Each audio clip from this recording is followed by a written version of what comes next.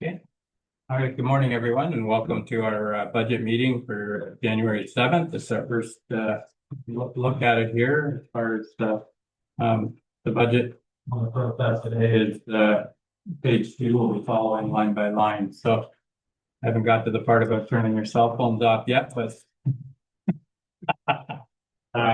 anyways, I'm going to call the meeting to order and start off the land acknowledgement. We respectfully acknowledge that the township of Havelock-Belmont-Methuen is located on the Treaty 20 Mississauga territory of the Mississauga and Chippewa nations, collectively known as the Williams Treaties First Nation, which includes Curve Lake, Hiawatha, Alderville, Scugog Island, Rama, Beausoleil, and Georgina Island First Nations. Township of Havelock-Belmont-Methuen respectfully acknowledges that the Williams Treaties First Nations are the stewards and caretakers of the lands and waters in perpetuity, and that they continue to maintain this responsibility to ensure their health and integrity for generations to come. Next, I'll look for a moment of silent reflection for council and staff to quietly reflect on the duty to the community that we represent.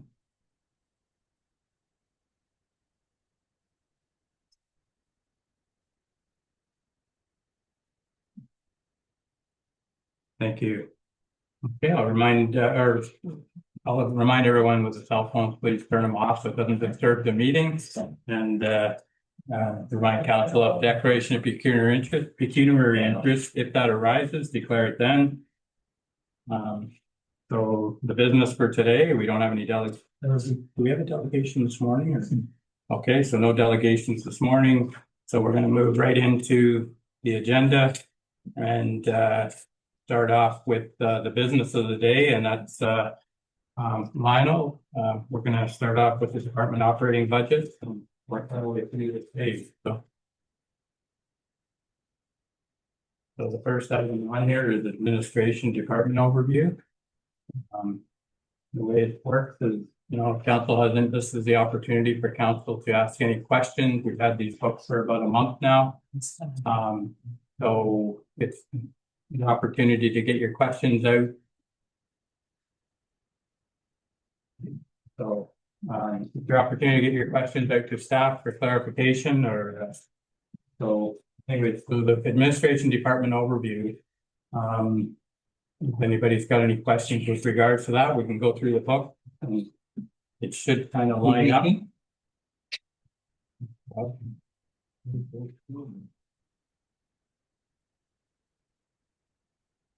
Yeah, it's probably the pages numbers are different from the computer, and that is it. Let's okay, so let's go by the book.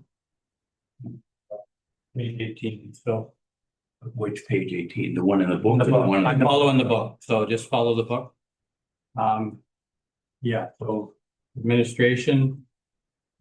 We have some numbers there from 26, 25. So are there any questions with regards to that portion of the agenda?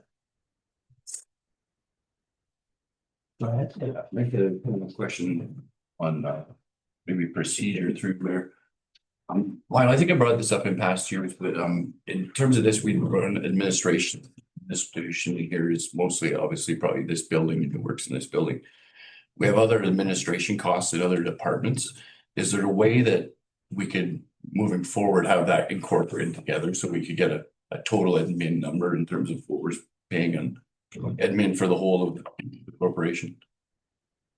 Through chair, we can certainly group things differently. I guess it would depend on the definition of admin, because I think a lot of our managers, say for instance, in parks or public works, they're often working managers. So if the definition of admin would be like CAO, clerks, finance, IT, human resources, then everything is definitely already in the administration activity. If that was to include all the other managers, then we could certainly put something together. But I guess it all depends on that definition, really. Okay. I'm just saying it is in terms of trying to get a handle on terms of what the overall admin number is in terms of what we have for, employees, whatnot, that number. I think that might help in terms of rather than having to go into each, I guess we can do it easily now in terms of going in each department, adding it up, but I mean, maybe if there was just one page that kind of.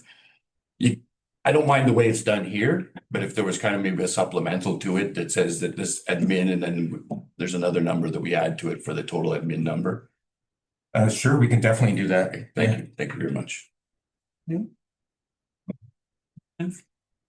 ahead. Through your chair. Well, we have the same problem every year, is that the projected actual versus the budget for this year, really, it's an increase of 192,000 as opposed to 93. That's the 93 is over last year's budget, right? Future, what's oh, we're on page 20 here. Okay, sorry. Sorry, that's my. Yeah. So that is, through your chair, that is the change from budget to budget for the expenses. So Councillor Doherty is correct. It's not having to do with the projected actuals. It's the budget to budget. Okay, thank you. Okay. Any other questions or clarification?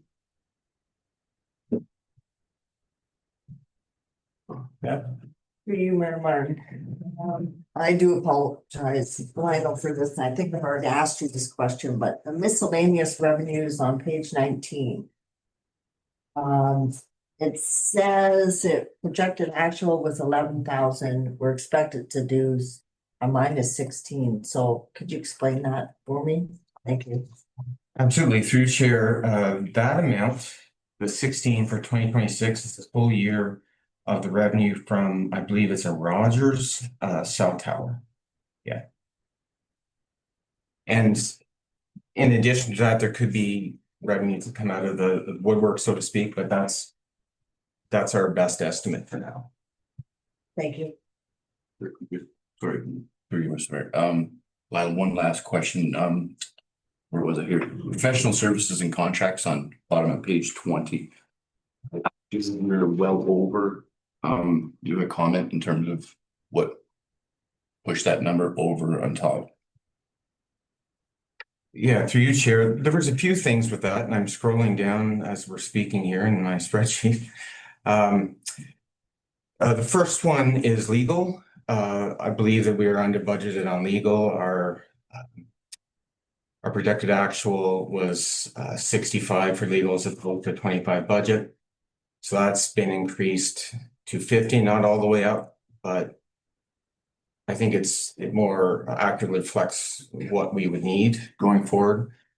The audit, it was a tiny bit under budgeted. We had budgeted 51.5 and the actual was 53. So it was just correcting that, moving forward a little bit. And consulting was very close. So, another aspect of legal was up by about 6,000. So it's mainly legal. That would account for about $35,000 of the change. So we're confident though the number we have at 237 for this year, that should.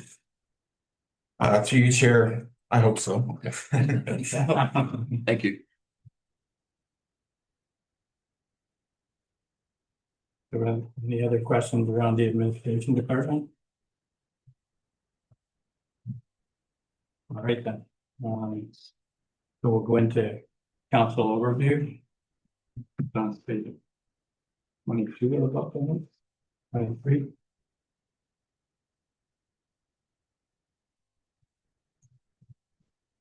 Council. So the things on the expenses for the election that'll come out this year. Through you, Mayor Martin. Economic development is part of the admin budget. Oh, We might want to talk okay, about that. all right, on page 22. Right. Okay. Yeah, I guess I'll handle that. We don't have somebody fill in at the moment. Any comments or questions mostly? Obviously, you can see what's in there in terms of the operating budget, money for our festivals, different events that we run in the town or help out within the town through the year. The one thing that's included in there that I think could be separated out into the capital budget is the update, the 15,000 for update ECDev and tourism strategy. So, I don't know if there's a way we could move that line out of there into a capital. I know. Gonna cause any problems or? Through chair, no, we could definitely do that. And that would just require moving some money from a reserve, say, for instance, the admin reserve to cover that. And by doing so, moving to the capital budget, it would decrease the net tax levy by 15,000. Okay. Definitely make a motion for that, or? Yes, we need a motion. Okay, so wait, second, I'll make a motion that, I'll second it. Second by Councillor Doherty. Okay, go ahead. To your chair, the visitor center staffing, we had some confusion with the grant last year. Is it one of you, have we applied or is there no grant? I'm still, Bob, maybe you can comment on that. So we You did got some discuss- information. Through you, Mayor Martin, this was discussed through the Peterborough County Economic Development Group, where all the townships gathered. At this point, there was a discussion about having, what did they call it? Satellite pop-ups for economic and development and tourism. And they may not be staffing the visitor center this year. So I don't believe that expense will be on the books this year. There was no grant for it. They did not apply for the grant, so. That Elmer's, something to that effect. Through your chair, is this a county initiative or is this, what if the county's taking it over, why was it on the municipal budget? I guess that's my question. I'm confused. Through you, Mayor Martin, the county was not necessarily taking it over. That was a discussion, and it was a possibility, but it was also a possibility for the township to staff the visitor center.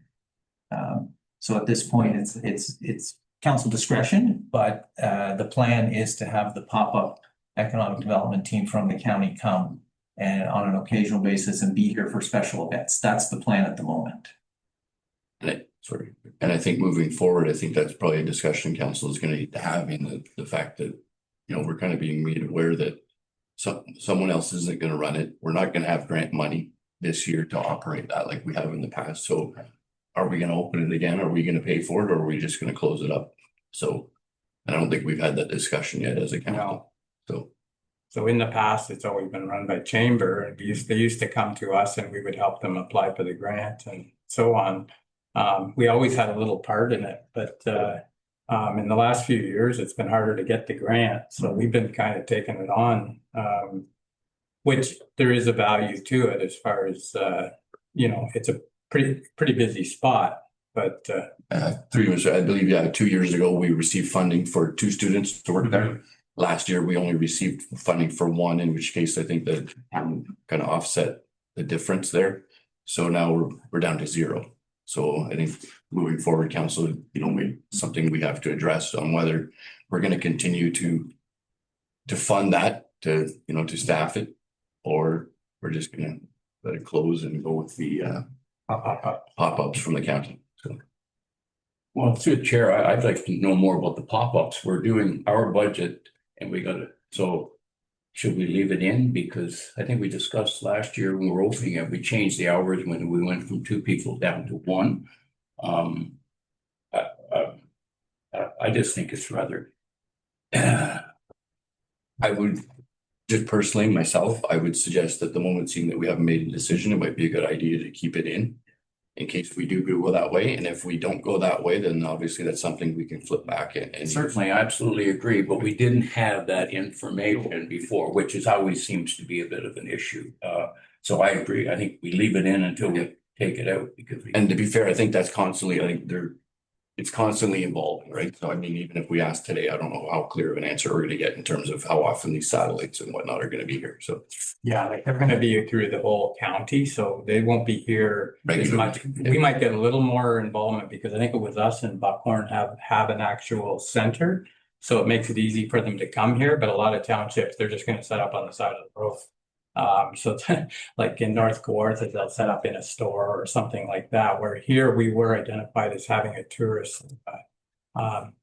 visitor center and, but that being said, it is a good thing to maybe keep it in there for now. If we have to take it out, we have to take it out, but, I think we need to look at, like, is there no grants for that at all now? Or like, could we apply for the grant, go back to us applying instead of the county?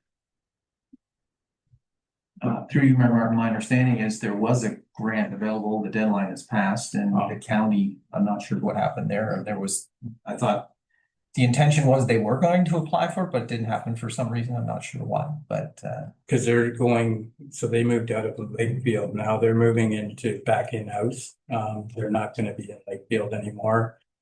So that's where they were using the students, and they don't need them up there now because they're just going to be working out of the office in the county. I just having, through your chair, I having a little difficulty. We had two people, then we went to one, and now we're going to have a pop-up, not knowing when the pop-up's going to happen. I think it's very disjointed. I really do. Well, that's why we need to keep it in as a township and look after. I really think we need to keep it in there, even like we can talk about removing it, but I think, like you say, it's just, I think we need to go back to us looking after. If we want representation there, we need to do it. We don't have a chamber. The county is just looking after the big picture, but it's not really going to be necessarily, we're only one of 8. So we're only going to get, at the best, we'll get an 1/8 of a person. So I think we need to, for now, leave it in. If we can't, that's fine. But I think we need to look at how we can man it, or if there's any, maybe we can think outside the box on how we fill that position up. But it did have a good, a lot of people, going through it for tourism. Well, through your chair, well, that's the confusion. We have a great activity and we're going to have a pop-up. It absolutely makes no sense. No. To me anyway, but I'm just. No, you're 100% right. So we should probably keep it in here and we should look at how we can man it. The pop-up isn't going to do what we've been doing in the past. It's just a supplementary for us to, like at one time they came and they set up at Tim Hortons and they talked to the people coming in on a Friday and, it's more of a bigger picture thing. So we do need someone at that center there and we need to leave it in here and see what we can do. Okay. Made the motion. Yeah, so a motion that we leave it in there, or you don't need a motion, just leave it in for now. we'll leave it in unless. I called the question for Okay. the capital. For the mover and tourism strategy, yeah. Thank you. So we have a Okay. mover and seconder. Yeah, all in favor of the motion, and that's carried. So one other item on the economic development list, we did receive, and it is in the budget. So we did receive a request from the volunteer committee that's organizing Fire and Ice. Their request is $10,000 for the festival this year. And they're meeting this Thursday evening. So they were hoping for a response from council if we're okay with that request. So when it comes to that one, when I see the $10,000 and I look at so I use Celebrate Havelock all the time, that our name is here for promoting Havelock, and it is nice having a winter festival. It's something that we don't have, but the $10,000 does seem extreme for just to me, I see 2,500 or whatever for Celebrate Havelock or 2,600 and a few other little festivals. I don't mind helping, but I just wonder, we do have a lot of in-kind donations we do there, and I don't know if that's a part of the 10,000. I don't think so. So through you, Mayor Martin, we did receive an email and expense listing that has been distributed to council. Everyone has this listing, so the expenses are detailed on that list. So an answer for them for Thursday, like we're just starting this process, and then they're not going to have an answer by Thursday. I don't think. Like we can expedite it if you like, and pre-approve that section, but I don't know whether that's good practice. Question for the CEO. And how did we fund this last year? Same. With the 10, was it the year before? I thought, did we not start off by just buying fireworks for this? And then was that 2 years ago? I'd have to double check that. That's probably And then correct. last year we bumped it up to the, Yeah, a little bit, the I 10 grand. believe it Okay. was in budget last year. No, I'm just wondering how we got here, because I thought when we started off, to the mayor's point, we just bought the fireworks and they ran everything else, right? So. So like. And that, there again, to go through this, it's something that I'll probably go through a little deeper tonight. But to give them an answer for today, I don't know what council's thoughts are, but we still. That big. But Sorry. Just a couple of things, I guess the group isn't here, maybe staff could comment on it. There's one of the lines here says First Response Ontario Paramedic Services Event. Is that something that we need to pay for or traditionally? Or, you know, it's, yeah, okay, sorry. Just saying, it seems like something to me that, Yeah, I believe this is a group that they did pay for to be on site in the event they were required. for, A fire nice. yeah, but to do what? To be on-site paramedics? Yeah. Yeah. Is I would have to see clarification, but that's. Well, I'm just saying that's my that guess. I don't, I might. we don't hire paramedics for any other event we run, do we? We don't hire paramedics for Celebrate Havelock, so why would we? There's a few items on this list that I think that maybe we need to talk to the group and we can get it down a little bit lower than the 10,000 they're asking for, maybe, but. Through your chair, I apologize, it's my eyes, I can't read the numbers, so if we could maybe get it flowing, well, I know it didn't come from us, it came from outside, so if we can get it blowing up, I can't comment on it because I can't read it, so maybe it. So for Personally, today, maybe I'm the only one, but for today, if we leave it in there as it is, and then we can, you know, if they have any questions, we haven't settled it yet, but I do think it's something that needs to be looked at as far as, like, I like supporting any of these things that we have going on, but, you know, yeah, there's some questions around some of the things that are in there, so. Yeah. Okay. All right then, so the next item on here, council, and that's page 23. 4.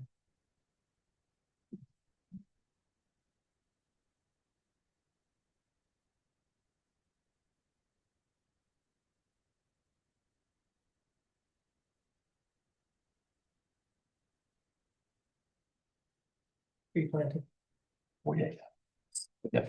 Any questions? Go ahead. Hey, Mayor Martin, we have nothing in there for the tree planting program, which has been really successful in the past. Every other year. Is it every other year? Oh, is that what it is? Okay, sorry. All right.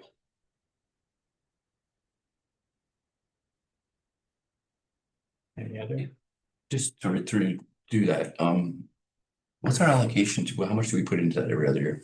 I believe it was 5,000. All I was getting, is there? Was just suggesting in that, given what's gone on here the last few years, if maybe we move it to every, like, we just cut that in half, so 25 a year, but we make that money available, so it's there every year instead of every second year.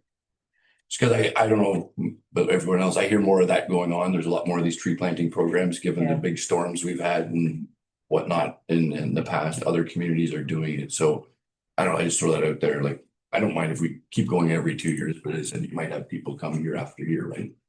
So I'm not talking about increasing the amount of money. I'm just talking about Spreading that. making it available every year instead of every second year. So, We can do that if council wishes. well, I'm just opening up. That's just a thought. I can.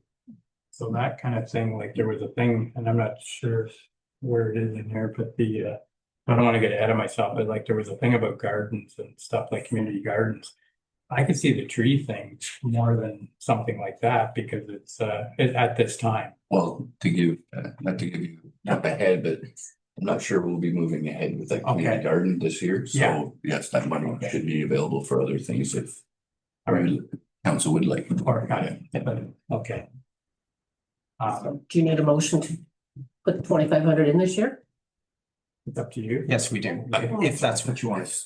Just a clarification through you, Mayor Martin. If you're putting 25 in, are you giving out trees this year? Yeah. And if you are, is it half the trees of the normal? Yeah, whatever 2,500 gets you. Pardon? Whatever Like 2,500. 500 picture? So instead of just one, like, yeah, like there's things popping up every year, so I can see. I could see us even increasing the thing moving forward, right? That's what I'm not ready to Exactly. be there now, but I'm saying maybe it'd be Yeah. 5,000 a year. So, Yeah, but maybe for this year, This year. we start off with making them available, see what the intake is. If there's high intake, right, then we can increase that moving forward next year. it does get a good response, or especially like you say, with what's been going on over the years here. The last few years, there's been a lot of trees down, so they're replacing. So if you want to make a motion. Yep, yes, so I'll make the motion, we'll put 2,500 in. Okay, second by Webb. Other questions around that? All in favor? And that's carried. So.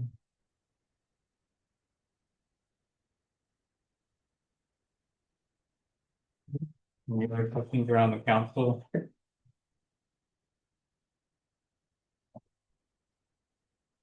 Yeah, it's a hard one.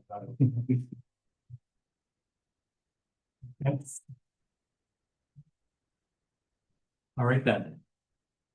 Animal control, page 20, yeah, animal control, page 26. Yeah. Yeah, okay.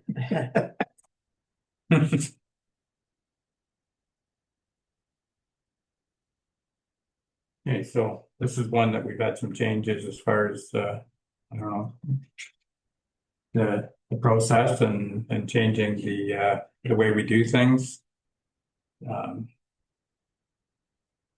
anything you wanted to add to it there? Just through you, Mr. Mayor, like you said, we have had some changes, a couple even since the highlights and stuff were provided, just that Peter remains side is no longer doing the enforcement. We do have the revised agreement coming back to council next Tuesday, which is the reason for the increase in cost. We have a job ad out for an animal control enforcement officer, and we'll continue to explore options. Okay, so that's why the changes are there. It's a big tough thing to fill. Any questions with the animal control? Councilor Doherty, go ahead. Through your chair, what about the licensing, Kathy, since we're having a change with our costs, and they indicate that we had quite a number of calls through them, presented by the Humane Society. Should we be looking at increasing the tag price, or are we okay with just leaving it as it is? Because there's a lot of them, appears to be, from what the report from the Humane Society a couple meetings ago. Well, I don't even, what is the price of a tag now? I don't know what it is, so. There's a scale based on whether it's one or two spayed or neutered. Yeah, I believe our fees are currently in line with neighboring municipalities. However, we could re-examine that. We can take a look. just big thing is promoting it, like it's one of those things that we've all had an issue that as much as we can give them away, we still don't have many getting them, so that's the enforcement side of it, eh? Yeah, and so through you, the fees are for a dog that's spayed or neutered, it's 15, unaltered is 20. And if there's a late fee that incurs after March 31st, cats are 10 for spayed or neutered, and unaltered are 15.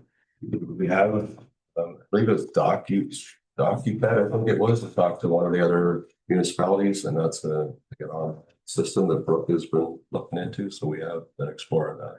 I'm not sure the fees that are associated with it, but we are looking into it. Good, thank you. Okay. The other questions around animal control. Right there.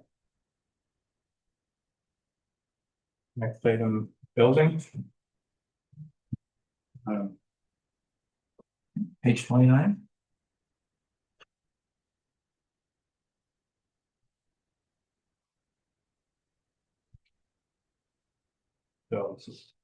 So part of the slight increase there is we have Sonia's retirement coming, and we're gonna have Brett Brook is gonna take over that position. So we have an overlap there with wages for about 3 to 4 months for some training and stuff.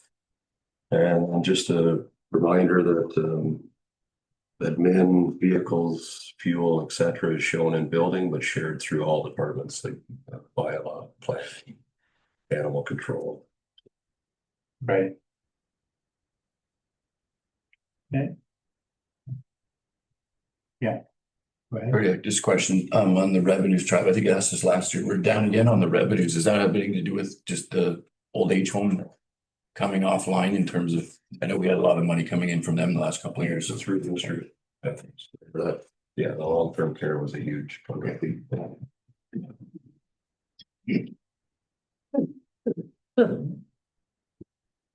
Any other questions on bylaw? Our buildings. Okay. All right, then, so we'll move into bylaw. Page 31. Right. There again.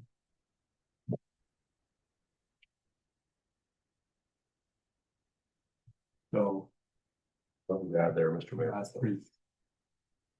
Yeah, but That's pretty straightforward. I have one question to you, Mary Martin. The advertising and communications, how come that's doubled? Or almost doubled, I guess. For budget.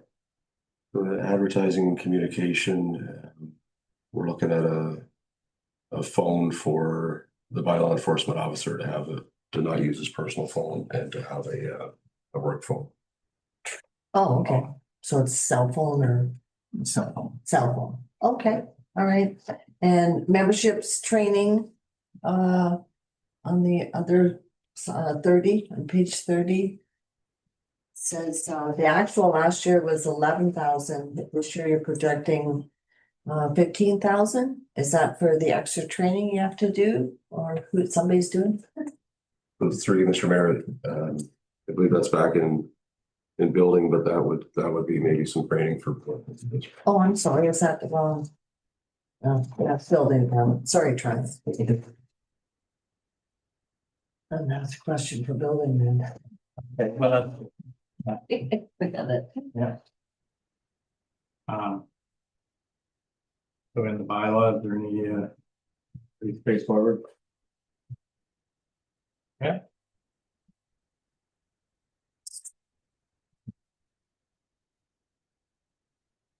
Cemetery. Thank you, Travis. Thank you. Thanks. Thank you, Travis. The Cemetery board, pretty consistent. Been a few changes up there with the new contract and stuff, but yeah, any questions around it? Through your chair, we had took on another cemetery. There's no extra cost, liability, insurance of any of that nature, which is going to reflect in here because it's a question. I didn't remember us covering it when we agreed to take it on, but is there? So since the book's been, I think a lot of it might have been even out before that was solidified, but I'll let Alana know answer. You'll have to shout, the budget in our books reflects the budget that was approved by the cemetery board, and if I do recall the document that we received, it does speak to the 5% increase being partly a result of taking on the other cemetery. Yeah, it was in there, like, I think they feel comfortable for this year. But it's, you know, it's new to them too, so there was money in an account that we transferred from that cemetery over to Maple Grove Cemetery, or cemetery board, so at the last meeting, they ironed out some things with the contract and they think that they can cover it, so. Now, whether that changes next year, it's new to them, so but right now they're feeling okay. So they left it the same.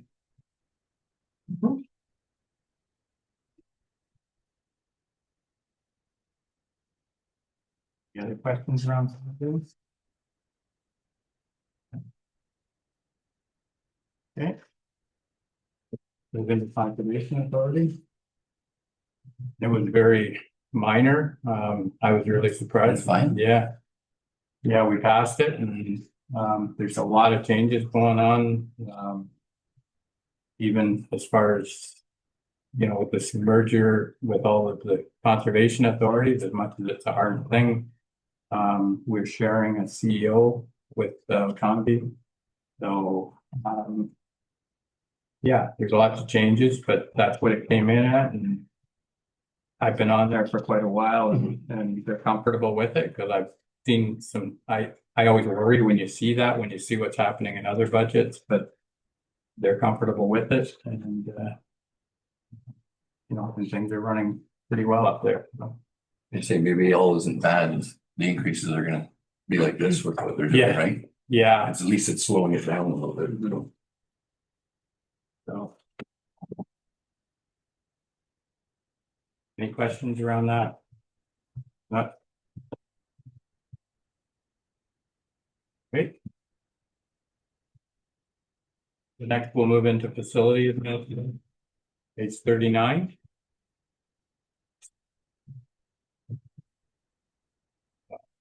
Morning, Josh. Man.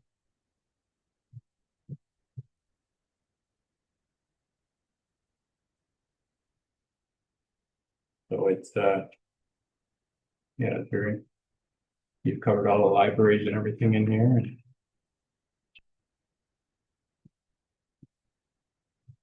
Any questions for Josh on the facilities operations? Go ahead. Deputy Mayor Wood. just page 40, Josh, personnel. We're budgeting similar amount to last year. Last year we spent 25. Explain that difference. Oh, sorry, Lionel. Yeah, I'm sorry. Through you, Chair, if Josh doesn't mind, the projected actual is in the book at 5,200, but I believe it should have been 52,000, just a simple typo. So that's what reflects that. So the actual projected actuals for the 2025 budget are very close to budget. So sorry about that. Okay, I'm looking at page 40. Yep. The 24,350.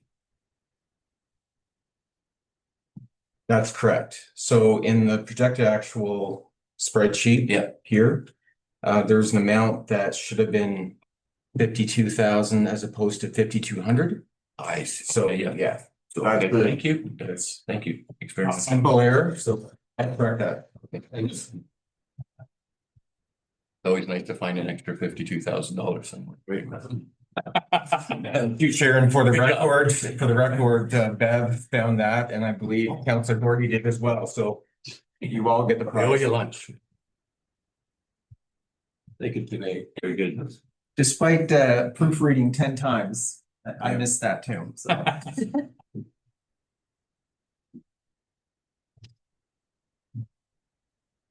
So, anyways, is there any questions for Josh around some of the stuff that's in here?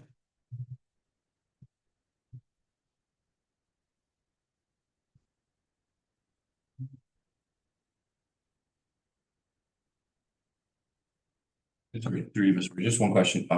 I see that Josh on the Cordova Library, the heat, gas and oil we're almost double. What's going on back there? Do we have an old furnace? Is there some way that we can maybe address this? To Right, so curb it moving forward? through you, Mayor Martin, I will look into that and I will bring some information. Okay. I'm just wondering, maybe they said that there's an old furnace and if we can upgrade to something more efficient, right, we could get that, but.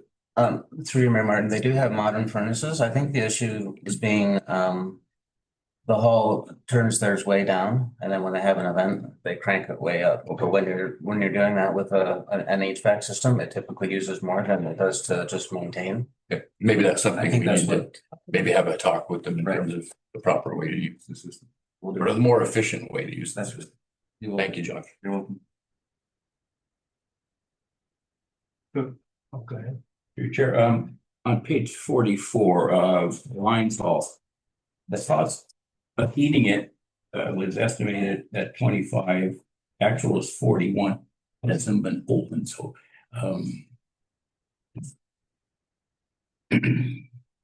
just curious, it's, Through you, Mayor Martin, so this was, right, I'm gonna also look into that and I will bring that information back if that's okay, Jerry. sure. Yeah. No, it's just, it Yeah, hasn't been open. Yes. And it won't be open this year for a while either, so we won't have the winter, the same winter, I assume.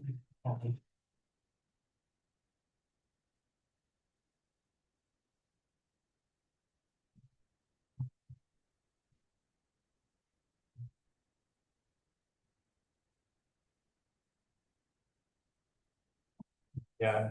The Moshnick's library, I don't see them. Is there anything happening up there at all, or do we do anything with it? Right, to you, Mayor Martin, so we had, last budget, we had incorporated an increase in Cordova to take care of Posh also, because we can only have so many GLs. Oh. Okay.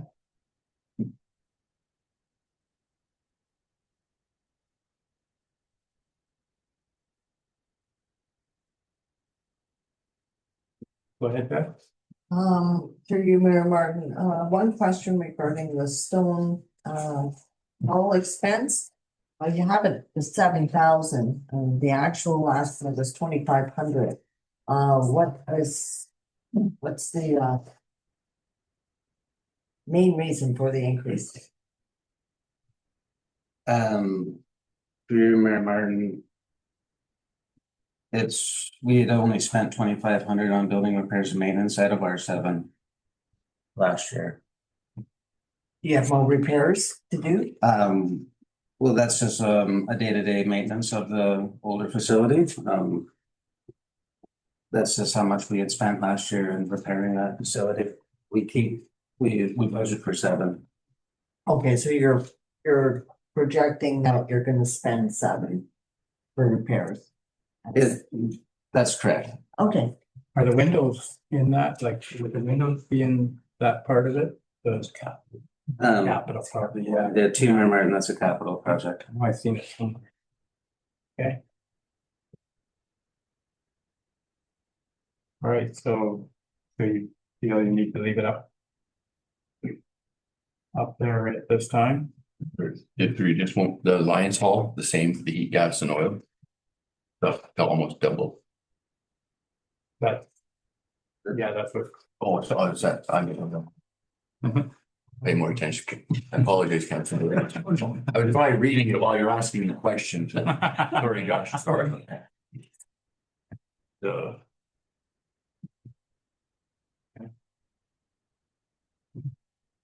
Great then, any other questions for Josh around village operations?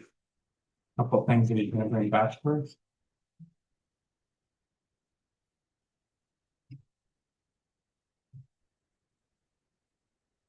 Or, yeah, so facilities.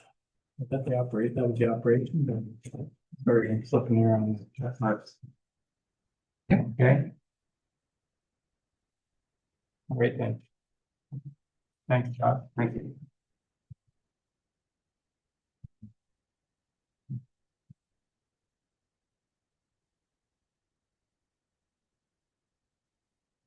The fire service overview. Get to the table. Yeah. He went for a fall. So. Back to the specialist.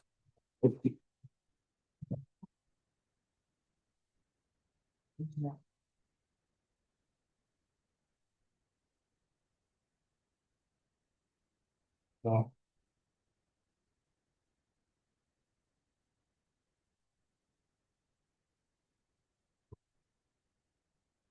What is that? through to Mayor Martin, just can, I'm wondering on your memberships, training and education. There was one other section that you have all kinds of stuff. Yeah, so that was the one that says 41,000 and last year you spent 28,000. Do you expect a lot of education? this year? Yes, through you, Mayor Martin, there it is because we're sending 8 new recruits to the center this year. So Okay. that's where that cost has come from, to Okay, bring our numbers up. all right, and the information and technology is up to 6,000. What new there? Through you, Mayor Martin, it's a new program that I would like to get for entering incident calls Okay, and keeping track of inventory from the halls. okay, and that's the cost of it is 6,000? No, it's not 6,000. It's around the 4,000. That's why it's up that for 48. That's why it's up that 48. Oh, okay, okay, thank you. What's it do? What's this? What's this? That should be kept. Go ahead. Okay, Sorry. yeah, so this program that you want to get, it's kind of like the Public Works has for track and road maintenance and stuff. Yes. Well, I was just gonna suggest, like, in terms of that, is that a one-time kind of thing? Yes. So that's what I'm saying, maybe that should be like a capital item instead of an operating thing, right? It's easier for us to separate it out because it kind of throws that line way out of whack. In terms of if we just did it as a one-off as a capital, right? You take the 5,000 there. Is there an annual subscription to this? Lionel, yeah, through you, Mayor Martin, it's a couple $100. So there is an operating Put that in. But I'm saying, you know what I mean? The 5 or whatever we're paying to me would be easier. I don't know. I'll look at the treasurer. Through you, Chair, could I suggest that we transfer 4,500 to capital for this edition of the program and then leave the 300 in operating for annual fees, and I'll relabel everything so that it looks. Everybody should give that. Yeah. Okay, okay.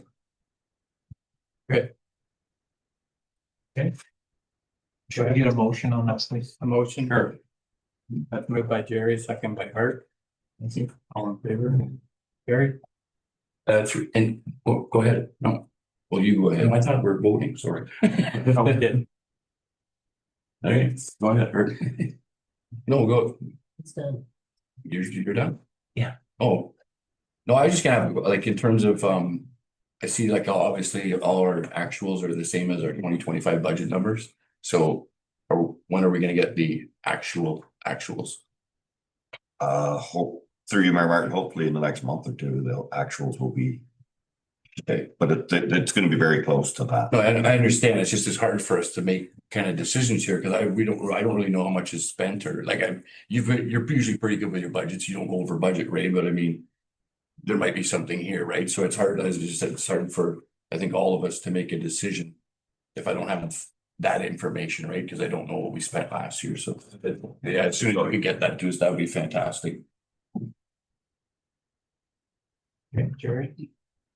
I do have a follow-up question for you, Mayor. Salaries, personnel. What's, does that include the deputy fire chief? Yes, through you, Mayor Martin, yes. And does that include the admin person as well? Your third?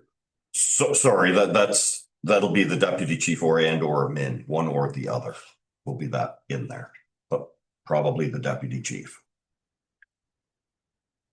Well, I would respectfully suggest that we take whatever the cost for the deputy chief out, because it's been in there as a full-time, a part-time. We haven't had one for quite a while. And I think, I don't know whether decision's been made that we're actually going to have a deputy fire chief, because I haven't seen anything come back with a recommendation on that. So I think that whatever the cost of the salary that we put forward for the deputy fire chief should not be included in the personnel costs, because we don't have one. We have no plans to get one, at least that I have seen to date. So I think Lionel could bring us up to date, and then the admin person is a third. If you're not using that, then perhaps we should look at, reducing your costs, or you're saying that will be in with the deputy fire chief's work, the admin side, or what? I'm not understanding. That's all. Through you, Mayor Martin, I am working on getting a proposal ready. So I believe we cut some of the pay off, like a few months off for a deputy, I believe. No. Future, what's in the fire budget right now is 1/3 of our admin reserve resource, as Councilor Doherty has said. And there is 60% of full-time deputy fire chief, so that's reflecting its part-time nature. But that's in there for the whole year. So, yeah, that's what is there in addition to the fire chief and volunteer firefighters. So you're looking at. You'd like to pull that out of there. Well, yeah, we don't have one. We have no recommendation to have one, and we have put the money away. I believe the first time it was full-time, and I don't know how long that lasted, but we've budgeted for the full year. We did the deputy fire chief, and we didn't have it for a full year, so it's in the reserves because we budgeted for it. We didn't spend it. It's there. So if the fire chief bring forth a deputy fire chief proposal, we got it, I think we'd have enough in the reserve to cover it for the balance of the year, because we're in January now to get a proposal and get them hired. It's going to be later on in the year. So it's going to be something. That's just my thoughts. Final? That, Future, we could certainly do what Councilor Doherty is saying. What I would do is I would take the amount out of personnel and out of the associated costs for benefits out of the budget, knowing that if in fact something does go ahead and there's concurrence by council, that would be part of the recommendations of the report, saying the funding for this for 2026 would come out of the fire reserve, and then for 27, I guess that would just be then built back into the budget. So, I mean, we can definitely do that. But I know this is perhaps a more complicated sort of issue for council, but we can definitely do that. sometimes it's hard building it back in again when it's already in there, but I don't know how quick you're gonna bring the proposal forward and get on with it, so. That's what I was gonna say was, I think we've been had the discussion at the council, but I think there'll be some kind of help for Ray, whether it's full-time or part-time, that hasn't been decided. That being said, to your point, Mayor, here we are in January. I don't foresee us hiring this person before March or April, given the way we're going.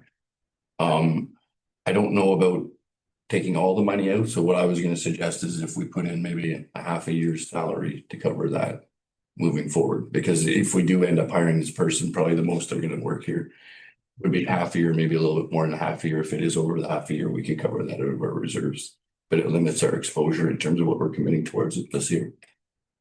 I'm with you in terms of, I know where you're coming from, and that money should be in the reserve, but I also know there's major expenses coming there, so I don't really want to start tapping that reserve, because I know we got fire trucks coming in the next year or two as well, so we're going to need a bit of that money moving forward. That's a whole different. More same cost operating. Same cost operating. Okay, I don't disagree. But it said deputy fire chief and admin. So if we're going to hire admin, then what should we do about the third that's now charged off to fire department? We're like the proposal. And we have been, how long have we been out without a deputy fire chief? I'm not sure when he left. I think it was midsummer somewhere, I think, wasn't it? July, maybe? But this month is January, eh? Yeah. Oh, okay, no. Oh, yeah, there you have 6 months going right directly into the reserve for that position, but it's the admin side that we still have. They weren't dealing with, but maybe we'll deal with that in the proposal. So there is some tweaking, okay, but. I'm not sure what's happening there, but anyway, that's not working, so we won't do that. To you, Mayor Martin, I would simply suggest that there's definitely a need in the fire department for administrative assistance, as well as a deputy fire chief to assist our fire chief with his duties. The detail of that can be discussed by council, and that needs to happen at some point.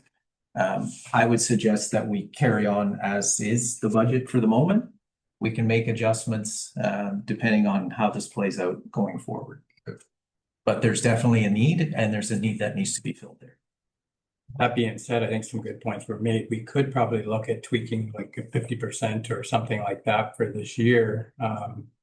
You know, I don't know, for this year, but then you do have to get it back up again when it is a full year. That's right. So Well, that's to my point. I would, you know, I throw out a suggestion here in terms of covering off the 50%. Councilor Jordy has a suggestion, drawing it from reserves.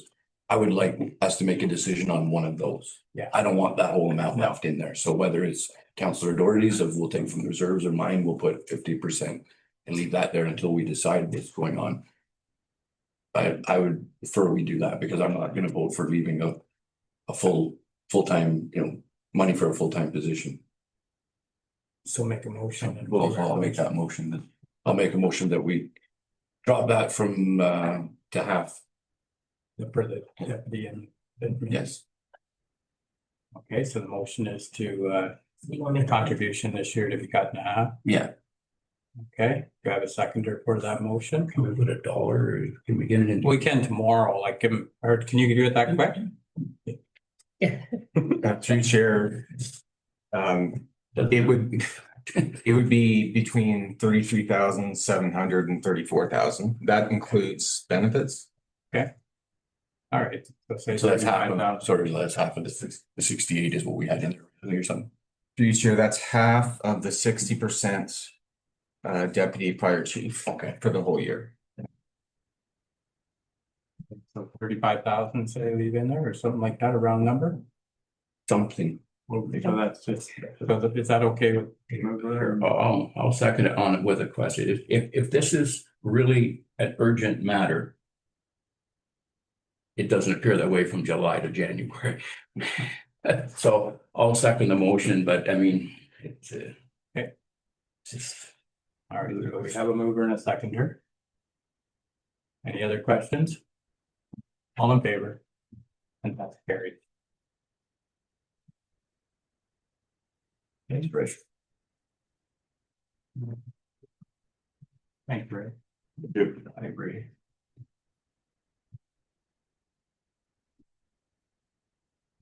Move into the library now. Minus the wheel you got.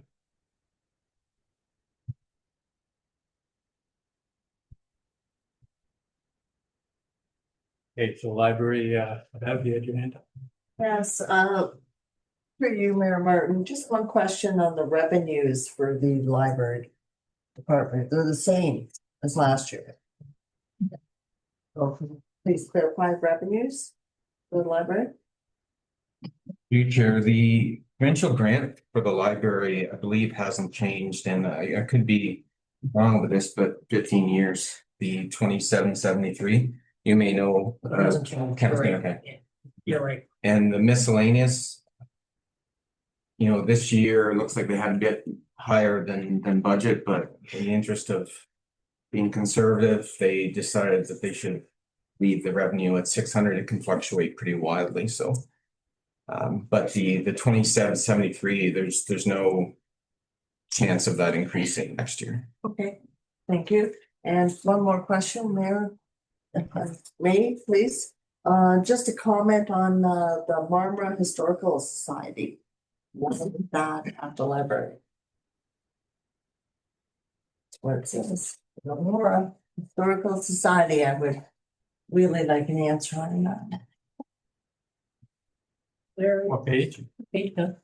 55. 55. Oh, It gives a list Oh, of the resources that they have. oh, It's online resources. yes. Yes. Yeah, that's online. That's, so you can go online through the library, look up the Marmora Historical Society. And see if you want, especially if you're doing genealogy, that's the big thing. That's part of that. Is there a reason why it's just Marmora and not Campbellford or Norwood or? I think it's because they have a reciprocal agreement with Marmora. I'm not understanding why they would have agreement with Marmora when we have a Belmont because Historical Society here. it's got nothing to do with that historical society. Yeah, This is all online, and Cordova sits on the border of Marmora and here. There's a big influx that they use the Marmora Library quite a bit. But no, it has nothing to do with what's in the basement. This is strictly our online resources. that's where I find it's very odd.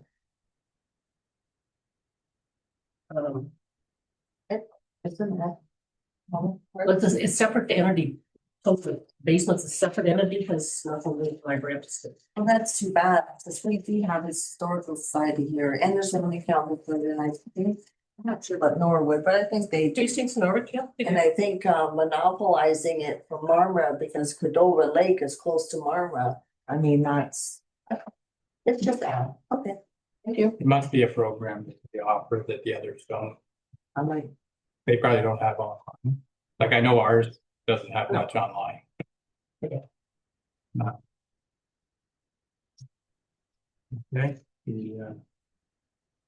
Yeah, so one of the things, Lionel, and you can correct me if I'm wrong, but when we do an early budget like this, like believe it or not, it's early as far as for actual stuff is still coming in. So a lot of stuff when we do budgets in April, we have all the numbers in. So there's a lot should be coming in this month to finish up the year end and get an up-to-date actual. Is that right? Or Yeah, through you, Chair. I would say that it should be earlier, but that's yeah. just. Oh yeah, no, this is just part of the thing. Yes. Going early, you're gonna Yes. have some hiccups. There's lots of invoices Lots still of coming in. Personally, and it's certainly not anywhere close to my decision, but I think the benefits outweigh Yeah, the risks of having an early budget approval. But yeah, I mean, if you had a April or May approval, you would have your final.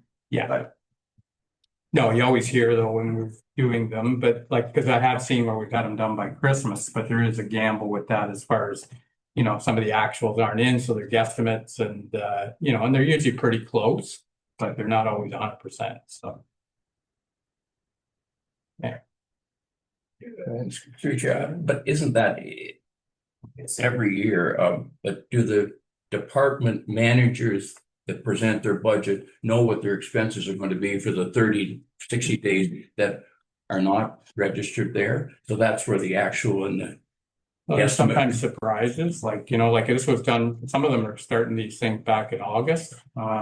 So, there's 3 months of guessing at that time, and then you try and update it as it gets closer before the book goes out, but That's where it works. that's where the accountability comes in, right? So Yeah. if we give the managers a budget, then they should know that's their spending limit and they should be able to get everything they need within that limit. Well, I would hope they would know what's outstanding by August, today. September, October. I don't see any different. Does Norwood have all their bills in? Theirs approved. The county has all their bills and theirs is approved. It's not logically making any sense of why they don't understand. Well, I can tell you right now, roads does not know where they stand right now because for the past 2 months they've been moving snow and stuff that you hope that you don't have to do, but it's a weather thing, so you can't predict that kind of stuff. So there is stuff in certain departments. There's some that it's all, you're right. You can just, put it down there and it doesn't change much. It's pretty static, but there is a lot of things that happen when you get an ice storm in December or something happens, it changes all those numbers and, you're gonna have to do some tweaking. If we were doing it in March, which there is no benefit to doing it, you would have everything in and they'd look hunky-dory. So. Anyways, is there anything else, around the local library? Okay. Next, we'll move into Parks and Recreation. Good to see you, Josh. so we see that.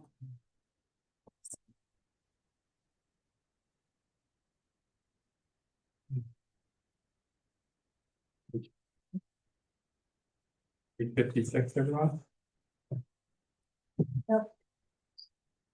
Okay.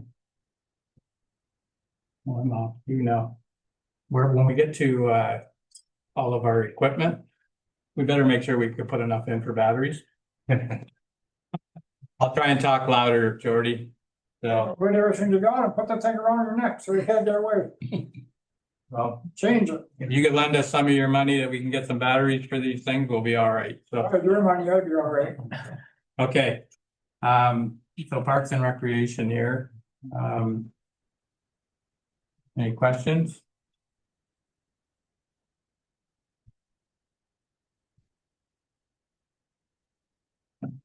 Go ahead. Yeah, just a comment, revenues, we're up 24,000 on surface rentals last year, John. Is that 57, is that? Yeah, it's, yeah, sorry, 57, yeah. Surface rentals, That's what we're projecting, yes, sir. that's about a 50% increase in revenue, so good job in terms of that, bringing more money in, so we can keep it going, that'd be fantastic. I moved down to expenses, memberships, training and education. Last year 11,280, this year 7,260, 7,280. We'll be expecting a jump there. Through you, Mayor Martin, we are doing a little bit more training. We have our third guy that's relatively fresh, so there's some other training that he hasn't had yet. Okay, In the source, in for our facilities and checking the water and doing a UV well, like he hasn't done that training yet, so. so but he did some of that last year, did he not? Through you, Mayor Martin, he did his basic refrigeration. Okay. Ammonia room. Okay, I'm just saying, like, I see this like, yeah, so I think it came up in another department as well, like, in terms of the memberships, training and education. I know some of it, we don't really know what the cost is gonna be, but there's a control here, like, so this one we're 4,000 over, right? Is there any way we could keep it around? If it's not that 7,260, keep it at 8, and then obviously if we go over, you know what I mean? All I'm getting at is a lot of these things, we're constantly 3,000 to 4,000 over, which I guess doesn't seem like a lot, but if I add that up between 6 or 7 departments, then I'm up near 50,000 and I'm getting near 1% of a tax, you know, in terms of the levy, so. Right. If you just look at that and maybe if there's a way we could adjust that down a little bit. If you need it, you need it, obviously, it's training and education, stuff like that for the new employees, then obviously we go ahead with it, I'm just saying. If we could maybe try and nail that down and get that number a little closer, right? Through you, Mayor Martin, I wouldn't hesitate to make that an 8 and shave some off if you want to do that today. I'll leave that up, like, I don't have to do it right now, maybe if you want to look at it, and because we'll be back here tomorrow, so yeah. Before, yeah, we Make some finalize that, yeah. Thank you.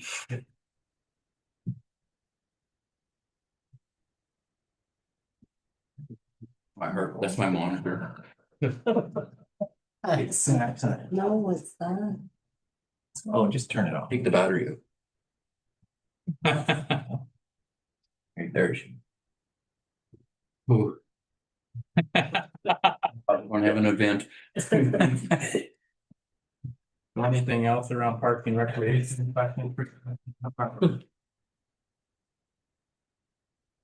Well, no, yeah, well, I'll just go into it now, but ask them to comment. I noticed that all the insurance has gone down with all the departments, so good job to department heads. Very good job to Lionel. I've had comments from members of the community about that.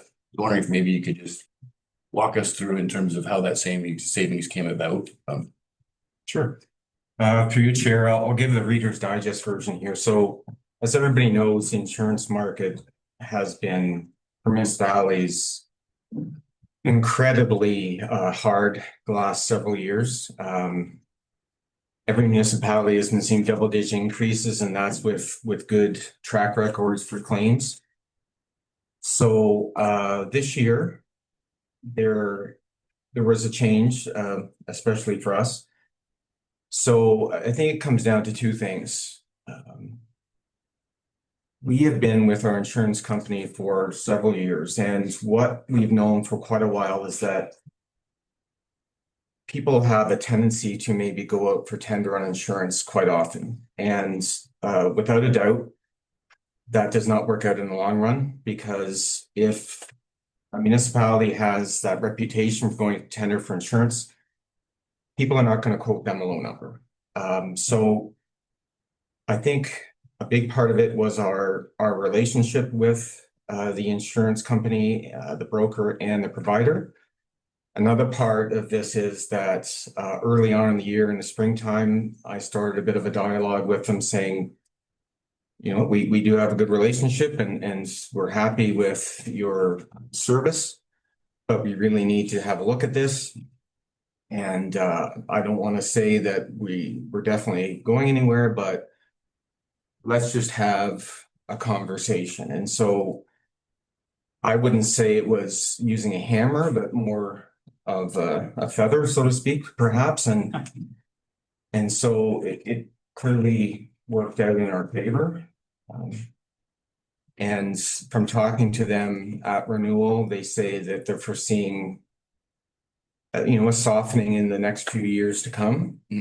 But in the report that came to council this past year, council decided to put those decreases in a reserve, and I would say prudently, in case there is a hardening of the market coming, and then that way we don't have that big sort of bump to the tax rates. So yeah, that's maybe not an exhaustive reason why they went down, but No, just thank you for that. It's always good to save money. It's nice that, like I said, you contacting these people, kind of thinking out of the box, getting ahead of the game. It's obviously helped us in a big way here. Is there any other kind of areas, like our other departments, where we can kind of do something similar to maybe bring costs down? future, keep leaning into this and it's not working. I don't know why I'm doing that. We can hear you fine. Yeah, through you, Chair, the one that comes to my mind is our employee benefits. And it's worked out exactly the same way, ironically, because we have a group plan with them, with other municipalities in the area. And we've been with them for a long time. And this year, and for the past several years, as council saw in the report that came last year, they've been going down for 3 years. And over the past 3 years, they've gone down, I believe, between 20 and 25%. So yeah, sometimes it's about going up for tender and getting people to sharpen their pencils, and they did go out to the brokers to see what they could do for us. So it's sometimes that can be done in the background before you have to switch the providers of insurance or providers of the benefits, and for both of those, the insurance and benefits, it's really helped HBM. Thank you very much for that explanation, Aaron. And thanks to all the staff for this evening. Go ahead, Ted. Through you, Mayor Martin. Material and supplies, Josh, for the parks operating page 60. It's not double from last year, but it's close. 44,000 is budgeted for this year. What actually causes the 20,000 increase in your supplies and material? Seeing that you only had 25,000 last year. It's the same with the arena operating too, like you doubled that one, and the sports field operations. I'm presuming that's baseball diamond and soccer field? Not sure. Through you, Mayor Martin, so the materials and supplies for the 25 budget was 44,000 and we only used 25. Right, Yeah, okay. so Do you project that you're gonna spend 40,000? I honestly, I'm not sure if we're gonna spend 44,000, but we can shave some off of that if you like. I didn't mention it to shave. That's okay. Well, it's a possibility to shave there. It honestly, it just kind of goes through the year. You don't know what you're gonna need. Yeah. And the cost of everything, I do understand, goes That's up right. and up. But I think they've leveled out now, most places have, so, anyway. Question? Thank you. So that 25,000, Josh, when is that from? Like, do you have more things to come in now? Or is that one of those ones that there's still a lot outstanding when you're saying you can shave some, like, can you shave 20? Or can, I'm sure there's some receipts to come in here for, To you, Martin, all of our invoices are in. That just was the actual for last year. okay, We are to shave some off, we're risking having it all ripped for the year after, or which way it is. Can I throw in on the next page contractual, the same comments that I had about previously? Right? So it's just 5 to 2, maybe if we budget whatever 2,500 instead of the 5, right?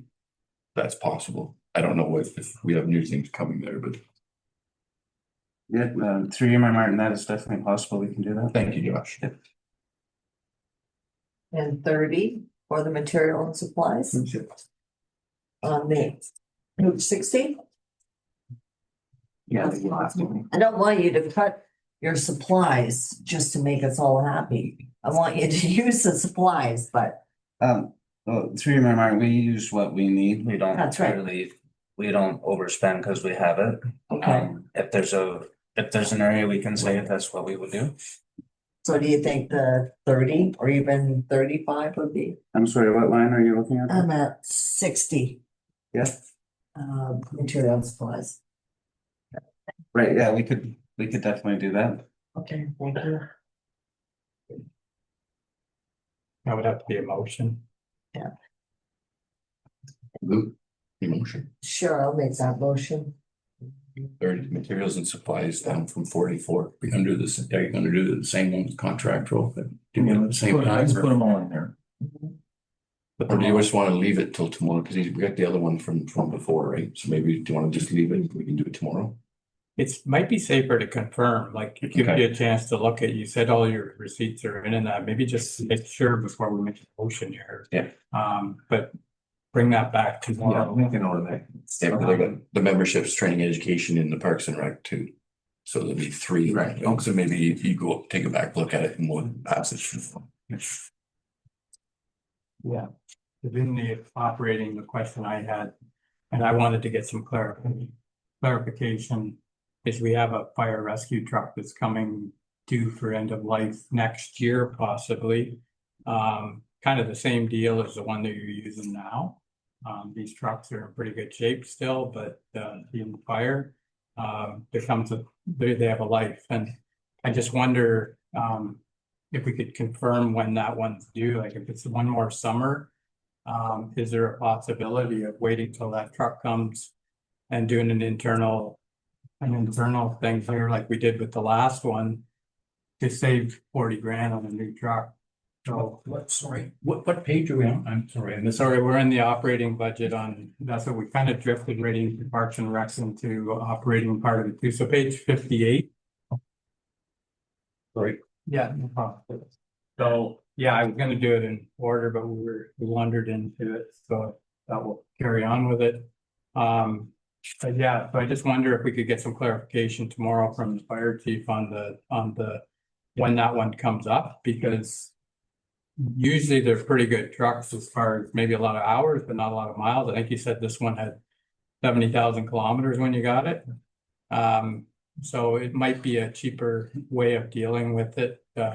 Maybe not, but if it is due next year, there is maybe some other options we could do to get you through till this other one becomes available, because it's mainly a summer vehicle you use for the grass cutting and students, and That's right. you need the 4-door to get everyone in it. So if we could just look at highlight that and just confirm tomorrow whether that's even feasible. Like I had another idea, but it didn't work out as far as getting a vehicle for you to get through next year. But if we could look at that, I'd like it to come back tomorrow and just see if there's an opportunity to kind of do the same deal.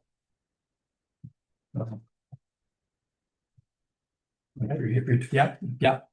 Through your chair, Josh, on page 61, heat, gas and oil and hydro. these are taking a substantial jump and we put, is that because we put the generator in? Like we're doing all sorts of improvements, but we seem to be adding to operating it. We're not getting any efficiency out of the new stuff we're putting in, or it's costing us more. I know that we're open longer now, so that there's going to be more costs in September if the weather's warm, escalates that, but they're just very high and from previous. Right, so through your Mayor Martins, we had made changes. We took away 3 electric heaters on the back. We replaced those with natural gas units, not knowing how much they would consume. So this is kind of a trial and error here. Okay. And then also when we added the new pressure station to support the generator, Mhm. that kind of threw us into, I'll have to get the proper literature from Brooklyn, but that kind of threw us into a different, almost like a different account. There was a different, we have a different amount of gas on standby for that now. It kind of pushed things. So this here is a little bit of a trial and error. Yeah, okay, I do believe next year we'll see a more of a consistent. good, thank you. Other questions around the parks operating review? All right then. I'm gonna say, can we take a 10-minute recess before we go into the next part of it here? We'll be moving into planning and department overview, so if we could take a 10-minute recess. By Deputy Mayor Webb, second by Councilor Clement, all in favor, that's carried. Carried, all in carried. Okay, so we're back into the planning department overview, so page 63. Correct. So. Any questions for Travis? You have a bunch of hats back there and you just change it. Okay, now it's bylaw, now it's planning. Thank you, Mr. Mayor. Not a lot to add to this. Hopefully this is the last year I say this to you. I think I've told you the last 2 years that hopefully the official plan is approved and we can get moving forward with the comprehensive zoning bylaw. I hope this is the year. So there's some consulting fees in there. And then, you know, right now we don't have an in-house planner, so some consulting services for that as well. Okay. Yeah, hopefully that official plan does. I don't know, it's still hung up. Just a quick question, I think I know the answer, so services and contracts, Travis, we're keeping that up because we're using FO10 now. And hopefully this is the year for the bylaw to get started. Thank you very much. Okay. Lionel? Sorry. You're probably gonna say the same thing, go ahead. I don't know. Maybe that also includes legal as well. Yeah, that's And through Chair, just in case somebody was wondering about the reserve side of that, we do have money coming in from the reserve since it was budgeted last year. We have to have that amount this year, but bringing in the money from reserves just balances that off like in last year's budget. All right. Questions for Travis on that or comments? All right, then, Joe. Hardly heard, eh, Travis? Hardly heard. Yeah. So. All right, then, so the next item on here is policing. And this was their contract year, so that's why we're paying it now. I don't know, any questions for that? That is it. Just quick, like in terms of that, Lionel, did we get last year when this came out last year, this year, I thought it was last year, wasn't it? And then the province, they give up money to offset the increase. And then the reason that this is back, kind of spiked back up is because this year we no longer received the funding to help with that.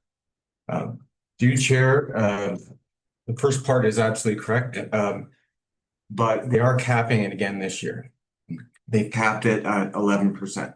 Okay. So that is really why this is happening. So the way that everybody here is used to seeing the calculation of what we owe is exactly the same. So they calculated that all out, but then they deducted whatever they had to get our increase down to 11%. So what this does worry me, for lack of a better term, is that they're still saying that we would owe that money if we paid our full share. So that gap between what we're paying and what they say we should be paying is getting bigger. Which is why we have money in a police reserve in case this never changes. And we have a transfer to reserve in the police budget as well. So this is 11% is never good news, but it's the good news that they are capping it. But I do fear about, okay, what's coming down the road. We'll go, thank you, because that's where I was gonna go with my next question through you, Mayor. So this, to me, the way I kind of understood it, I think that maybe was where you're going, then this would be kind of a one-time increase. So there might be COLA after this from year to year. But it'd be like the last contract where that number stayed pretty stagnant, pretty standard after, the first year. We did, like, the increase went up maybe a couple percent each year, but am I to assume the same thing with this in that? No. So we could be looking at increases like this year over year then? Yeah, through you, Chair, what signaled me to this is that they didn't change the calculation of what we owed whatsoever.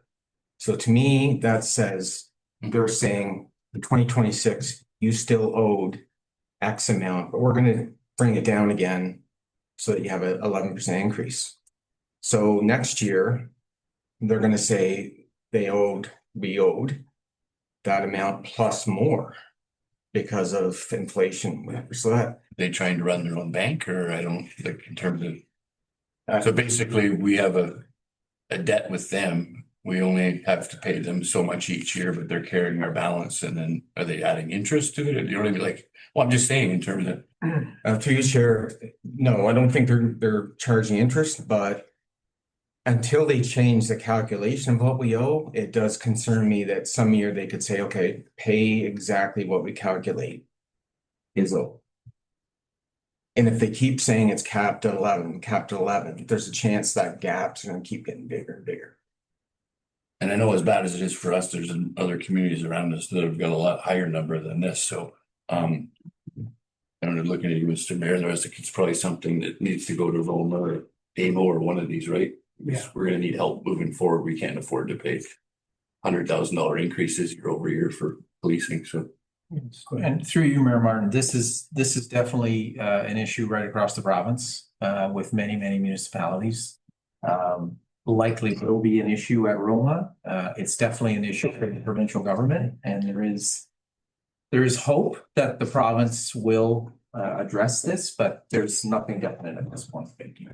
We went through this a few years ago, and that's kind of why that reserve is there, because we were getting hit real hard.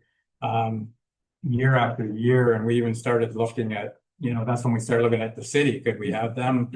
Well, we don't touch anywhere with the city, so we can't do it unless Norwich did or Duro did.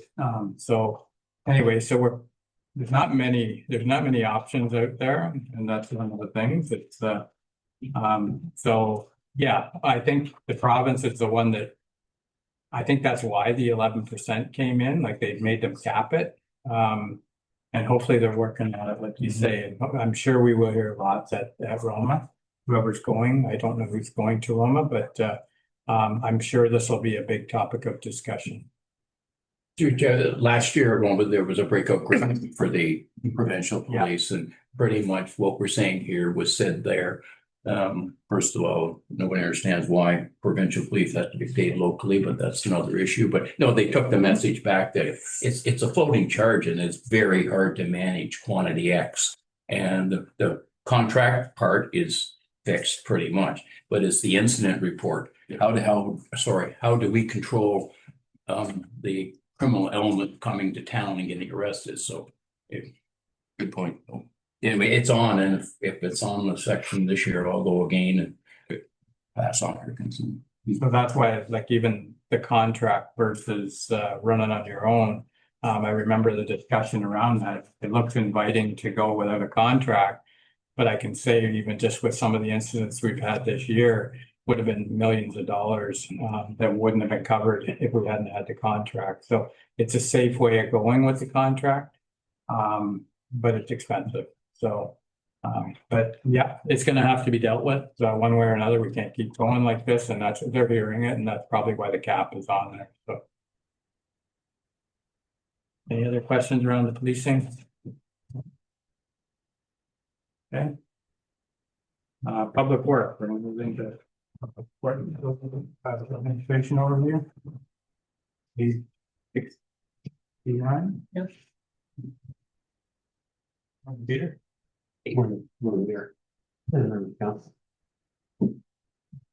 So. Anyway, so anything for Peter here, any questions around,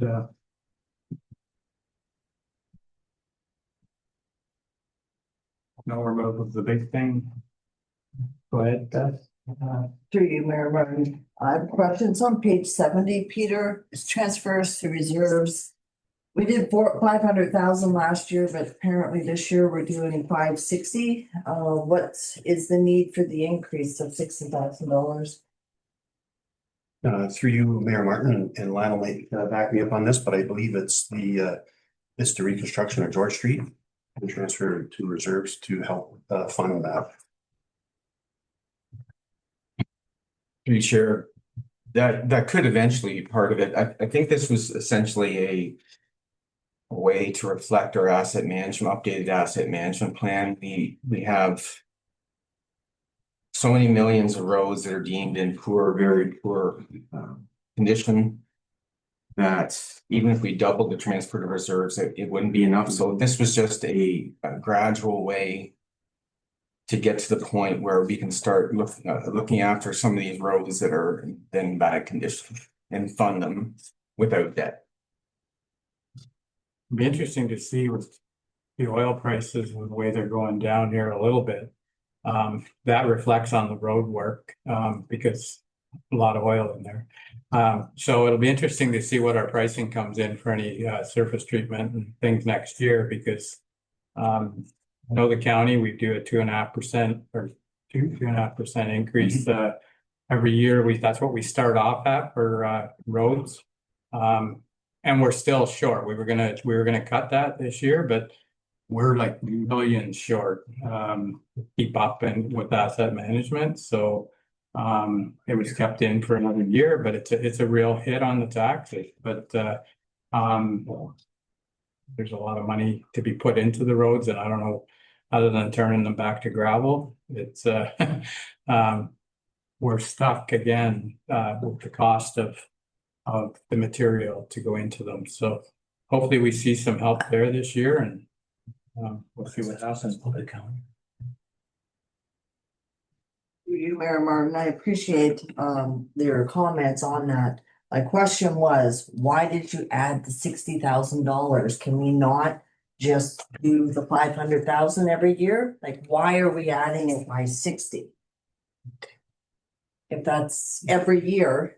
Through you, Mayor Martin, we can definitely remove that. It's I know with the reconstruction that we have done, and from what Lionel's telling us, it's a proactive way to make sure we have money to keep maintenance going forward through years to come. But it can definitely be removed and back down to where it was last year as well.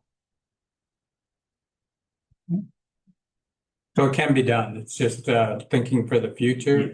Yes. Yes, I know, but $60,000 isn't gonna make or break anything.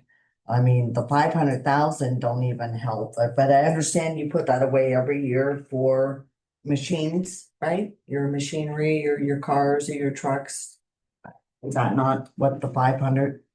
Yes, through you, Mayor Martin. So there's the equipment roads reserve, and there's the equipment there's equipment reserve and a roads reserve. So there's two different reserves. So for the roads department. So there's the equipment plus the roads. Oh, okay. Yeah. So this is not equipment. No. Okay, this is just for roads. Yes, that's right.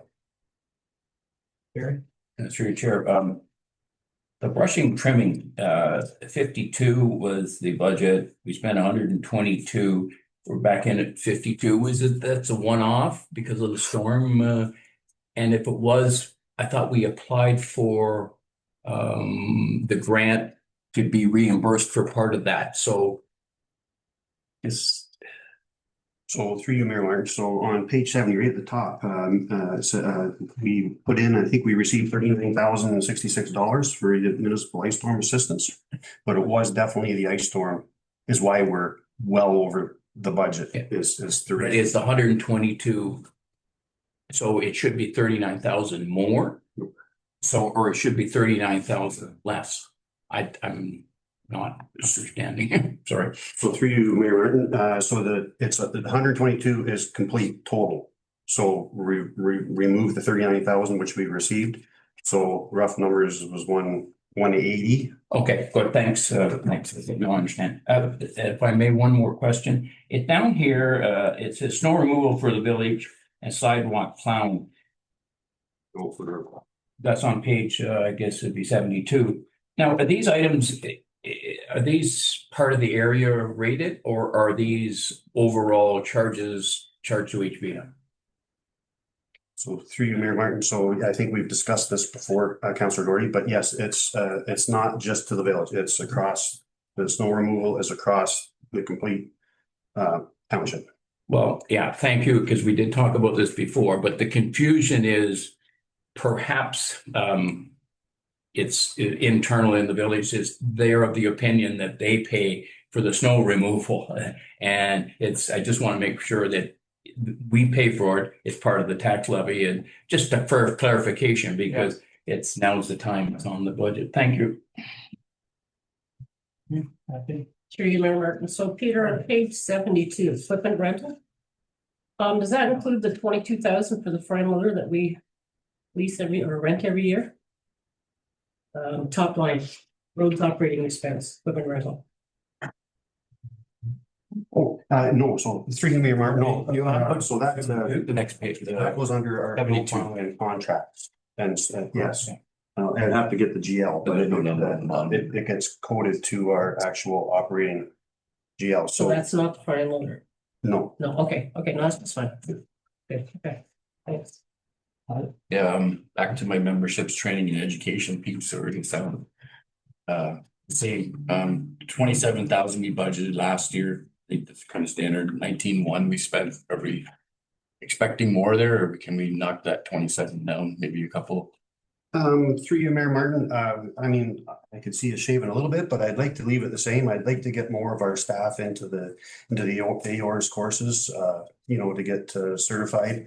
And as they, all of them have been here for quite a few years now, so I'd like to keep that process going and getting the training and there's so many different courses for them to take through the AORS to get their certification, like the road supervisor down the road. But I mean, we could shave some off that. I mean, if you wanted to go down to 20 or something. Yeah, well, I'm just saying, so with the 19,100, like how many guys did we send last year? And do we envision sending the same number, a lot more, less? Like, I'm just saying, to me, can we put in 20, right? And then, as I said, if something comes up, we always have reserves there, right? And I know we don't want to go into them, but to continuously kind of like, shouldn't say this, but maybe in certain budgets, $1,000 or $2,000 might not look like a lot of money, but as I said, when I multiply it over your budget and everybody else's budget, right? Next thing you know, we're up to $50,000, $60,000, $70,000 that, we might be able to use for something else. So 3 year Mayor Martin, no, that I'm okay with that. And just maybe for tomorrow, like take it back, look at it and see if that's. Come up with a number and highlight that we need to make a motion on. Thank you. And then the other one, it's just kind of where Kathy was on the next page, just above it,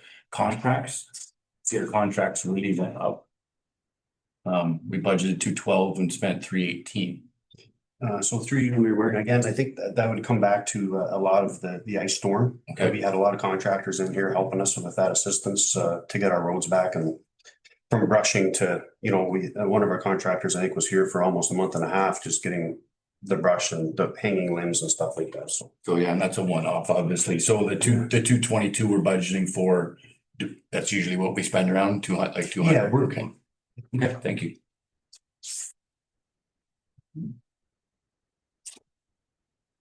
Any other questions?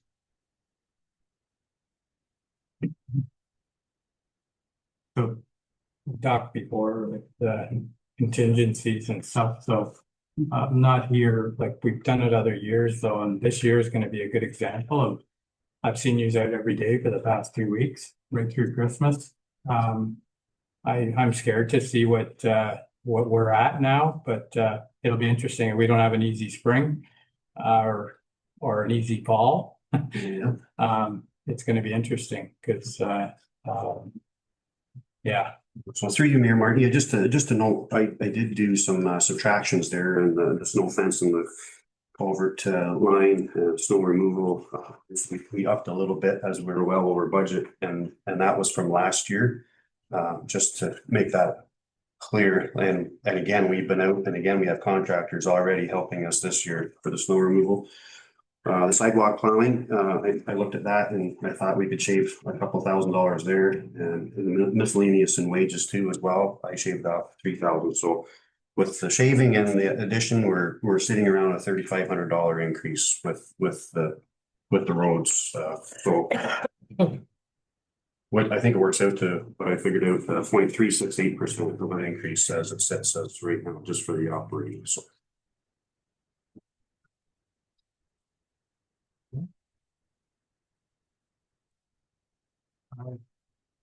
Kind of went into the operating budget and we've got the public works admin and the operating kind of tied in together there. Are there any more questions with regards to those?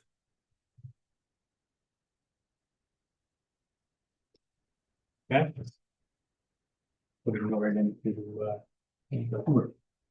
sewers. We're in the sewer now, Peter.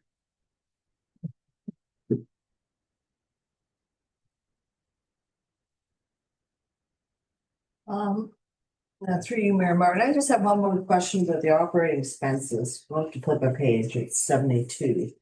God, I just have it. Oh. The miscellaneous.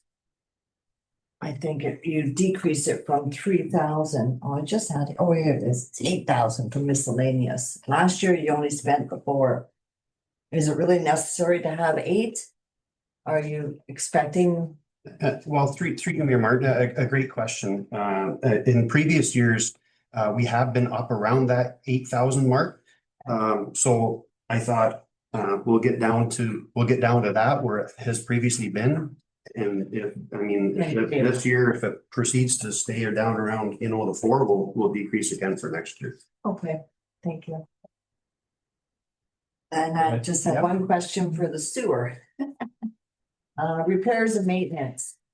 It's 17,000 as projected. Or the actual, I'm sorry, for last year, and you're budgeting 35,000. Do you explain that? Yes, so through you, Mayor Martin, I could get the numbers, but again, we did this back in August and we just had a sewer repair up on King Street. And I would very positively say we're over 35,000 as of now. So it's a hit and miss. You don't use all the time. Not all the time. No, it's kind of like a snowstorm. If we could have a sewer break or back up like a water main, leak or a water service leak. So it can fluctuate. And part of that is too the new regulation. It was we upped it a little bit last year just because of Aqua is doing some. There's new regulations coming out for the inspections from the legislated from the government. So we added that in our operating as it's going to be a year-over-year thing. So we did up it a little bit last year, but that being said, yes, I only spent 17,000 last year though. So no, the break be at 35,000 this year. Yeah, so through you, Mayor Martin, so if I had the break on the repair in December, just the November, we'd be at that 35 or more. I honestly think we'd be more than the 35,000. I don't have those numbers with me today, but yes, that was after we did the budget. It was after you did the budget, so you spent 17,000 after you did the budget. That's what you're saying. No, so through you, Mayor Martin, we were at 17,000 prior to submitting all our information for the budget in August. right. And then we had the break after that. It was late November when we had the actual repair up on King Street. Okay, so why does the actual say 17,500? Because it's actual, it's not a budgeted amount. You budgeted 35,000 last year for it, and the actual that you spent was 17,500. So that's where you're confusing me a little bit. Through Chair, so I think the best way to explain this is that when they submit their budgets, they being the managers in August or September, they submit the projected actuals. So they do their best estimate when they submit their budgets, what they think the actual is going to be. So in this case, originally, Peter thought, you know, I'm going to be a little bit below or significantly below my budget. But then late in the year, something happens. And so this is a case where if something happens, yes, we can update this number for a newer projected actuals. But it's just a case of when he submitted the budget, he didn't know what was coming ahead in November. Yeah, thank you. This is an area rate thing too, like this is all from the village. Yeah.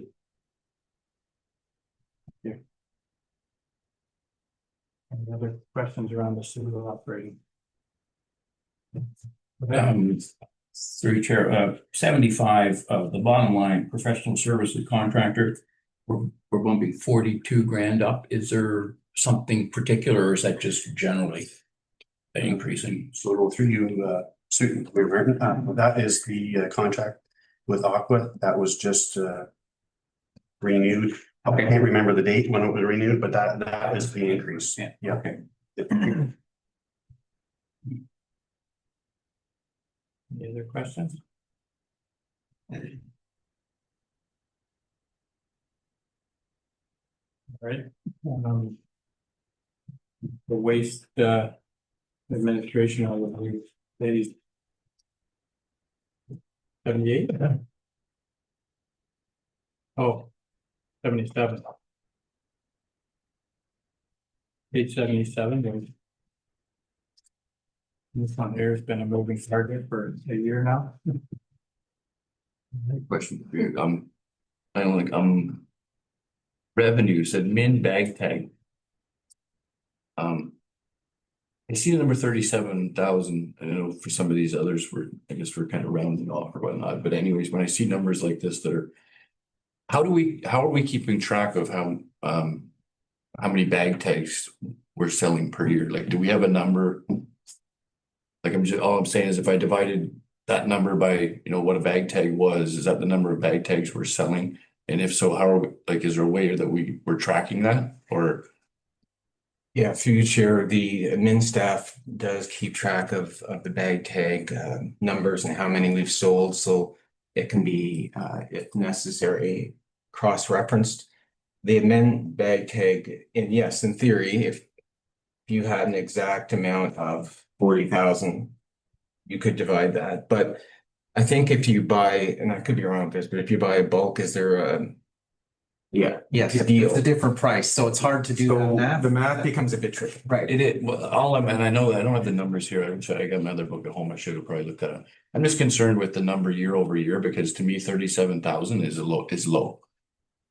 Because the way I figure that, even if it's more than that, but you know, if I only charge $1 a bag, I'm thinking we're taking a lot more than 37,000 bags of garbage here in a year. Right, between transfer station and garbage pickup. So just in terms of this, like, I don't know, maybe I could be proven totally wrong, but I think that number should be almost double what it is. And I'm just wondering if there's a way we can kind of look into that in terms of, you know, if you said we have bag tag numbers in terms of how many bag tags we've sold. Yeah, okay, thank you. It's something to dive into here in the future. Yeah, through Chair, particularly to your point, Deputy Mayor, is the fact that we're adding more bin costs, so we're getting more garbage and less bag tags. Well, the same math is the the amount of yeah. revenue, we're taking more and more garbage. That's what doesn't make any sense. Yeah, I was confused about that, but Yeah. That's not on you. Anything else around the waste? Sorry, through you, Chair. The recycling and weighing of it's what is that the weigh scales for do we segregate the recycling and weight, or is it one charge going over the scale, Peter, the minimum, and then it's so much a kilo or whatever? Through you, Mayor Martin, so the recycling is completely separate than the waste. Since the CMO and the new blue box recycling program has come in, right? So we're all aware of that. So we're receiving revenue for the recycling, right? Yeah. Yeah, okay. So it's not going up. The new contract is the same then. You're into waste transfer stations, is that? Page On page 79. 78? 78, Collection revenue. Yeah, that's connected to. So the contract was through you, Mayor Martin. So to answer, I think, for Gordy's question there, so that it's come down. The contract with the CMO has dropped a little bit as we have all approved. So that's why the difference is there. Okay, good, thanks. Yeah. And just to add to that, there's no waste scale revenue for recycling. They don't go over the waste scale, it's just waste. It's solely garbage. Right. Correct. Sorry, just for clarifying, what, on the next page then, when it says recycling weighing, and what's that? I'll let Peter explain that. That might be metal and stuff. Mayor Martin, that's actually a really good question because it's how it was broke out in. Not one good one in today. Yeah. No, because when we get the invoices and what we are getting compensated for, it's broke out in the actual invoice, I guess, on weight, and they're giving us, and it's an average weight that they're giving us for. I know everything. They probably weigh the cardboard on it, wouldn't they? Yeah, they weigh everything. Yeah, so and it's an average. Because they can't pick up us and then pick up North Kawartha, Right. Norwood, and No, I know everything around recycling is changing fast and day by day Yeah. now, so, but yeah, maybe moving forward, if we could just get a little bit of clarity. Sure. Maybe bring a report back to meeting Yeah. the next Yeah. month. Through you, Mayor Martin, I believe the way we're compensated is through tonnage. So when the trucks are picking up the Okay. recycling, Understood. that's how they Thank you. divvy it up between the townships. Anything around the waste admin? We'll move into the waste transfer stations. Oh, sorry, go ahead. Pat. Through one question for Peter. Peter, what's miscellaneous revenue? Clarify that for me. through you, Mayor Martin, I think like that would be our scrap steel. We get funding for scrap. Rush. Yes, yeah. Now, that seems to be the same every year. It never goes up. Well, through you, Mayor Martin, I can look into that and see if there is a fluctuation or if it's. I mean, I can check on that. it's just telling me that we're not getting a lot of waste that are garbage. I don't know, that are garbage. Everything stays the same. Crazy one is when I see all that steel in there. They're paying to take it in, that when they can drop it in the end of my driveway. No. Not good thing, you know. Anyways.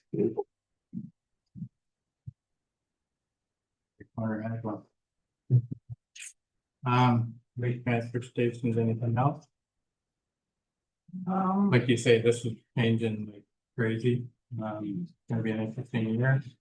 And that's gonna be a big thing at Roma too, like there's still a lot of people not happy with how this thing's going. The province took it back, but there's so many changes. I was hoping for it to be Changes? more chaos at this Oh, point. Like, there I is. knew after January 1st, like everything was gonna hit, right? But so I was hoping that, yeah, because, well, the more chaos, the more that, to your point, they're liable to, they need to just take it back over, right? Like, Well, in just- Toronto, there was a big thing down there. They're not even picking it up. They're supposed to, the city's been doing it for years, but now the province isn't. So. Anyway. It'll be interesting to see how it falls out, because you get paid for some of that. That'll be a different line again next year. Yeah. Terry? Part of the revenue stream. To chair the tipping fees, is that the weigh scales then? Are we finally getting to the weigh scales? Okay. We actually budget 117, we've actually projected to 100, or back up to 117, that's going to be pretty consistent. Remember, you've lost me on what page you're on. I'm sorry, 82, Peter, my apologies. Tell me it's a good question. I haven't had one of those today. Just kidding. Yes, you're correct, Councillor Doherty. That is the scales, and that's the revenue coming off of the scales. So with that being said, that might affect the bag tags as well, because people are going across the scale with could be 6 or 8 bags of garbage, but they're paying the tonnage fee instead of per bag fee. So that might, you know what I mean? Thank you. Mhm. Yeah, On page 81, Peter, professional services and contracts. You've got, it was 10,000, almost 10,000 last year, and you're asking for 16. Are you projecting something? No, so through you, Mayor Martin, so that the professional services and contracts is our contract for our contractor to pick up the bins from West Kosh. So I just looked at the number so far through the year, and like in August, and I projected we're going to need more funding. It's been a busier summer up at West Kosh, which means more bin pickups, which is more cost. We pay per pickup with our contracts. So I can't tell you the exact number off the top of my head, but it's around $300 a pickup for the bin. You're expecting that to be a higher. Yeah, it's just basing it off of previous in the year. That's Right. correct. Yeah. Thank you.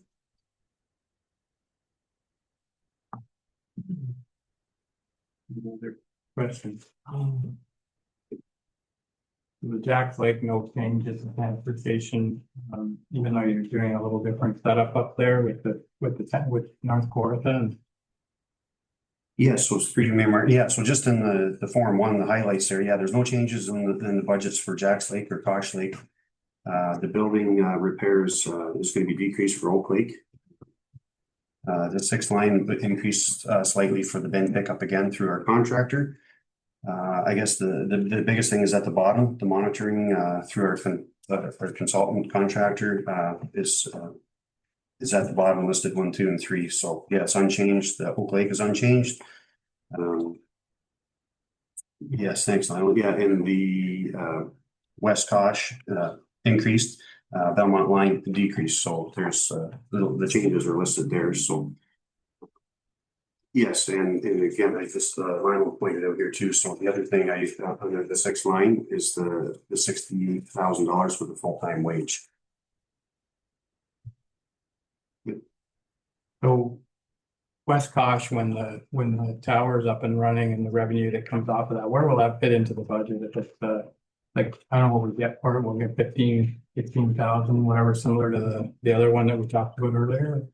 Through you, remember, I don't have those numbers. I can find out. I know that'll be for next year now anyway. Yeah, but it's going to be a great service for us as well, as we'll be able to have hydro at our West Kosh station now. So I mean, there's no cell service, so on the safety end of things, we'll have a bell line. You know, we'll be able to have heat and hydro and lights, and so it is a great service going to be provided for West Kosh for safety as well. So yeah, but I don't have the number of revenue that we're going to get off of that. Sorry. No, that's fine. Sorry, just back to my favorite one: professional services and contracts. We're up to almost 17,000. We spent 9. Like, are we expecting a big increase there? Sorry, page. What's already? Page 81. Thanks. Through you, Mayor Martin. I think, I think that's the West Kosh. Yes, I think, and that's for such it's our waste connections contractor on bin pickups. So I took an average over the previous part of the year up until August, and I just projected that going to the end of the year, we were going to need another $6,700 to cover the contract for the bin pickups. That's like a 70% increase. No, I'm not, maybe it is, right? But I don't know, like. maybe that's something we need to address if it is that much. Consultant. Yeah, so that's been, yeah. So that's what through you, Mayor Martin, so that's what I spoke to that too in the last sheet there as well. Yeah. So. Yeah, so it's a combination, I guess you would say, as Lionel's pointed out, it's a Cambium consultant. Plus our contracts for the waste connections as well, so it's a double.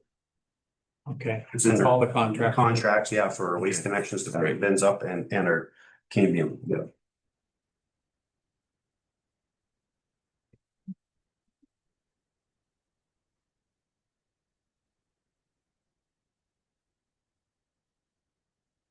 Anything else?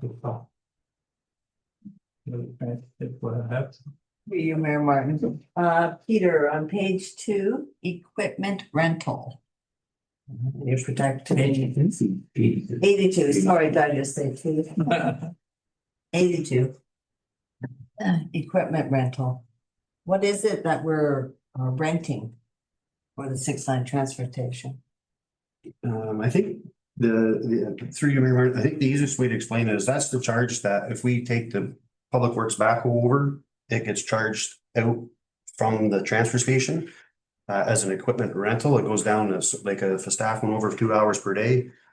It's his wage, it goes against the 6-line transfer station and the equipment goes against the 6-line transfer station.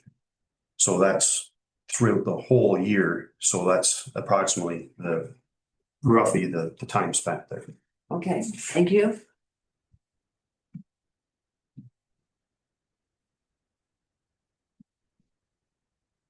Any other?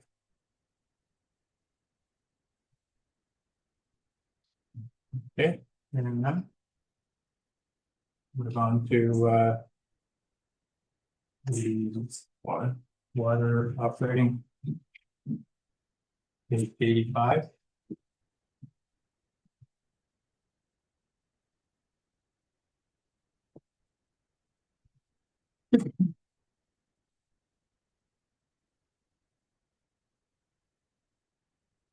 There again with contracts and things like that, That's Aqua. So it may, sorry, through your Martin, Lionel, it may, if I take the difference of this, which I think is 38, and then the difference on the sewer, which was 46. That would reflect the increase. The increase from Aqua is about 90, 80. Through chair. Yeah, I'm Okay, assuming I okay. don't have in front of me, but the driver between both of those activities is the aqua. It was just split between Yeah. the two departments. Yes. Thank you very much. Okay, back to you, Pete. Repairs and maintenance. Mhm. 47, 35, and we're back to 47. We're on page through you, Mayor Martin, we're on page 86, yep. Yep. And again, Repairs and maintenance. yes, Just maybe have a look at that. I don't know, maybe there is stuff that's gonna bring that back up, but yes, through you, Mayor Martin, I can definitely have a look at that, but it's it was always at 38,000 for Yep. quite a few years, the deputy mayor, and then we brought it down to 35. Yeah. And we upped that back again because of the aqua and the new legislation that they're going to have to for the government Okay. for documentation. So we put it back up there so we can maintain our repair side of things for understood. rates. So I don't know, you would know the numbers better than me. I would suggest maybe to see if we could do it for 40, right? And we can knock 7 off there, so. yes, and through you, Mayor Martin, again, I mean, we could have 10 breaks one year and one the True, next. true, So true. it's there must be a big difference since we've had all the road construction done, like it used to be a huge number and now. yeah. When we get George Street done, that's gonna eliminate another. I think big chunk. we need to, we have Yeah. reserves for that. So if we get into situations, you don't want to be doing it every year, right? What happens is if we keep budgeting the same amount. Yeah. We're just taking more and more money and not spending it, right? So, like through you, Mayor Martin, I know last year we were well over our budgeted number. I can't tell you exactly off the top of my head, but the one repair on Highway 7 was $33,000 for, by the Yeah, time we and- made the repair, the contractor, the pavement to MTO specs, it was 33 alone just for the one repair. So And if those arise, then does it make us aware and we can adjust? Yeah. But I mean, if nothing's happening, we can't really just sit here and say, well, we think X might happen, so we better charge more money, right? So. To you, Mayor Martin. Peter, the 6-line transfer stations, page 84, the hydro has increased It's went up to 2,500. It's went up $1,000. Could you explain why? Yes, so through you, Mayor Martin, that is that's the second transfer station attendant hut. They both have hydro now. Okay. So that's the reasoning for that, yep.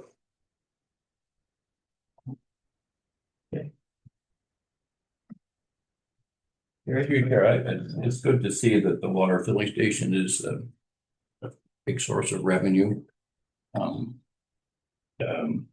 We actually get $2,500 this year, or is that just thinking what we may do? Through you, Mayor Martin, again, so that was a projected, I think, the numbers were over 1,000. Again, when we did this, and unfortunately, that 2,500 is probably less than that because we had to shut the filling station down due to the low water level. So it's definitely less than the 2,500. But the good news is I just spoke to Amber and we're doing samples here to get it turned on. Our wells have come back and you know, we're in a situation now we can have it back for a service, but that number was projected before we had to shut it off. So, if I may follow up question, so the expenses for the water filling station are charged off where? The operation of the point of sale is charged to water. Okay. Okay, thank you. It's something I don't know where anybody thought that it would make money. It's one of those things, it's a service that eliminated the problem we had across the road. When it first went in, all I had was complaints about, you know, town about this free water across the road. So now there's no free water. It's you pay for it. Now, whether they go here or go to the hardware or the at the price of it, you know, they're just gonna go to the hardware. I see them selling at the hardware all the time and food land. Just it's a treated water, a better water probably than what we have, but anyways, it's one of those things, it's more of a service and than it is a money maker. It's never gonna go through stuff. Excuse me, I don't believe that's how it was sold though. No, before you got here though, that's what the discussion was. So when this first started coming up, it was a long history of the one across the road. And this was an option, but yeah, maybe it came across that way, but I've never thought it would make money. That's why a lot of townships just give it away. But the cost of the water isn't expensive, but that equipment was. Well, it's cost us $125,000 to put the filling station there with wiring and everything. So the capital cost is fairly great. So somebody had to be thinking there's going to be some sort of return there, other than goodwill, I would think. Maybe I misread. A lot of services you never make any money on, and that's one. I haven't had a phone call this year about all the people filling across the road. That's because they're paying for it. So wherever they're getting it. I think from my vantage point, always looked at it as we could get cost recovery on it, right? Like to your point, yeah, we were gonna make a ton of money, but we do have to bring in some money to Councilor Doherty's point in terms of trying to cover off the capital costs for the residents, right? So I think given the weather we had last summer with the drought and whatnot, hopefully moving forward, that number will increase, Councilor Doherty, because I'm with you in terms of, you know, I don't think for what we put in there, we should be at least we're not gonna make hundreds of thousands of dollars out of it, but we should be able, hopefully, at least almost pay for what we have to in hydro and whatnot to keep it up and running, right? So when we matched the stores, we didn't want to undercut, but so we matched the stores and convenience wise and everything. That's where I said, it's like, if it was $2 or whatever, there was a deal there. But if you can get the same product or a better product at the other, so it is what it is. You know, I think sometimes if you, you know, if you have a better price, you get more quantity.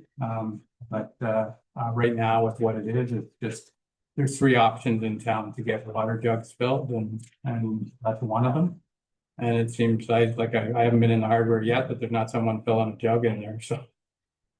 well, that to your point, exactly from a dev standpoint, right? We get comments about that all the time and stuff like that, and that we're taking business away from Foodland or other businesses, and so we're not trying to do that. We're trying to just make another service available when maybe these stores are closed or whatnot. So okay.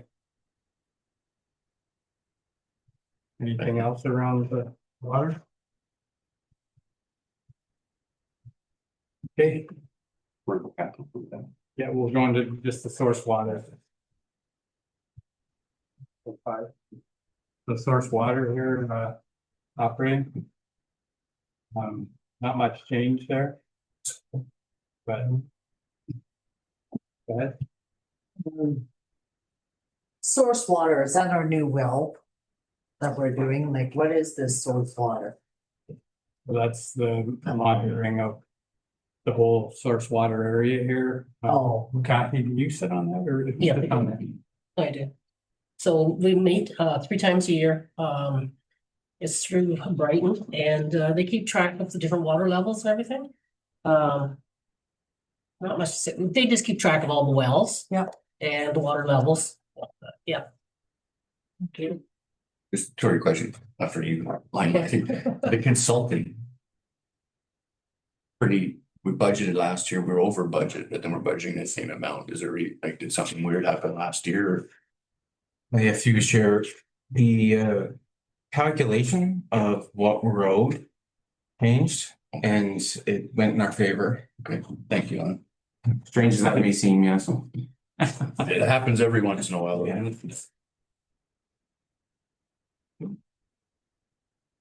Any other questions around the source water? Hearing none, we'll take a 5-minute recess and then we'll come back to capital. So, motion. Deputy Mayor Webb. Authority, all in favor? That's very motion. Councilor Doherty. And Councilor Flagel, all in favor, and that's carried, so we're back at it. Moving into capital and gonna start off with administration. Capital overview. So. Okay. 100. Okay, page 100. Is that? Yeah, it starts at 99, but for projects, there's some years projects that.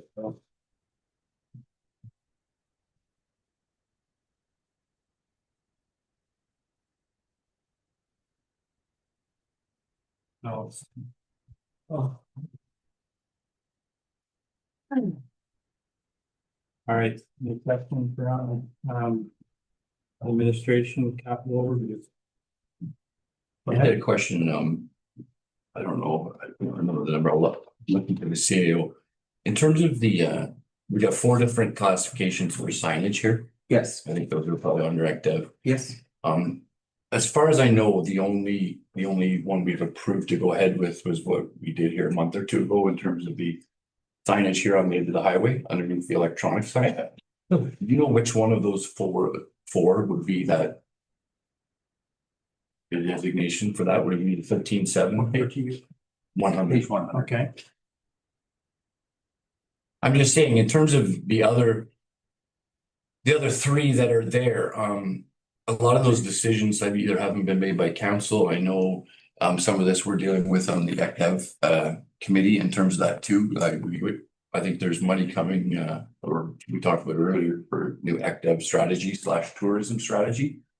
So I'm thinking, especially when I'm looking at the tourism signs like that, maybe that's something we hold off on until we actually do the study. Instead of putting up signs this year, doing the study and then them telling us to put up different signs, right? That's something we can maybe hold off on for this year. But in terms of, I still would like to go ahead with, council has passed the signage, so I just wanted to make sure that the number for what we've passed here along the highway is in there. But what I'm suggesting to council is the other numbers there for signage, wayfinding, tourism, and I think it might be the direct business directory that is open to. We can remove Well, those. exactly, Yeah, yeah, okay. but Yep. I'm pretty sure they said council has approved signage here along the highway. I just don't know which one of those numbers represents that. I think it's the We'll 13. clarify that for tomorrow. Yeah, maybe, yeah, okay, good point, Mr. Mayor. I'll clarify, I believe it is the 30. Okay. So. And that comes back to your strat plan. Yep.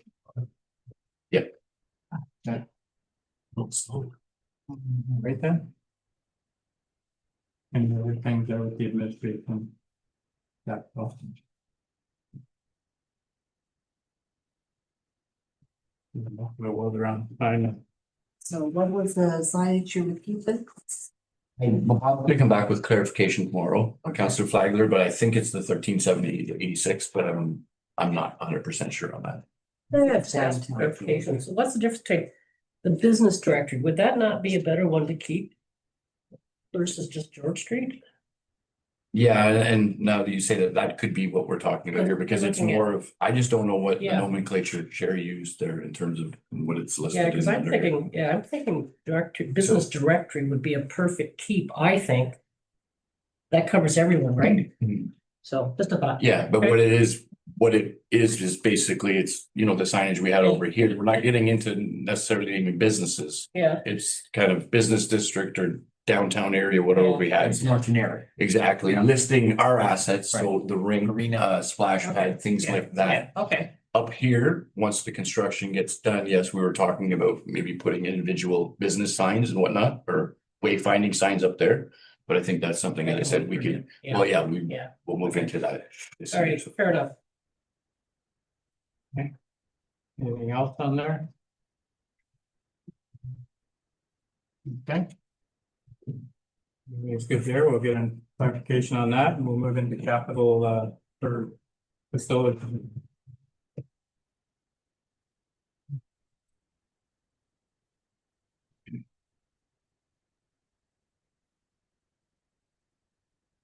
So the one just to start it off was the, on page 103 with regards to the town hall. It's nice to see a number in there and that's what's been missing for 20 years now. Showing that we're moving forward with something. But to me, with where we're at with our numbers, I think it's pretty aggressive and, you know, unless we could get a grant or something like that. As long as we're moving ahead and keep moving ahead and have a plan every year. That contribution, I don't know what the number is, but it could be spread out, like right now it's over 4 years. It could be 8 years even, like, you know, like it's a mess up there and we know that and we're dealing with it now because we didn't deal with it before. But that being said, I don't know why we couldn't, you know, spread that out over 8 years or even 10, but 8 years just to help knock that down, the contribution. You know, it's just my thoughts. I'm just throwing it out there to see if that would help take a good chunk out of this. But I see where you're coming from. I think we've had discussions, I've had discussions with other members of council about this in terms of that.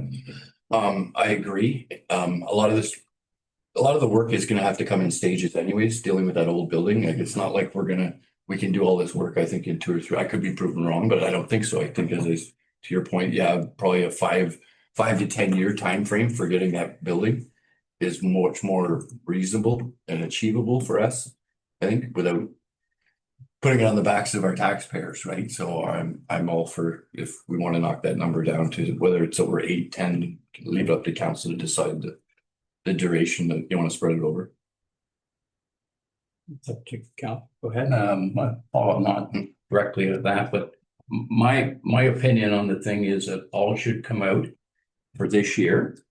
I think we should give a plebiscite so that the taxpayers can pass an opinion on what it, not just the ones that we see in the council chamber. And please let me make it clear, I'm not suggesting we close the town hall, tear it down, boarding it up. I'm saying we get it, the work complete that we've approved, open it, and then put it on the ballot for this year. Otherwise, we're strapping the new council with a pretty sizable debt somewhere, depending on who you ask, $2 to $3 million.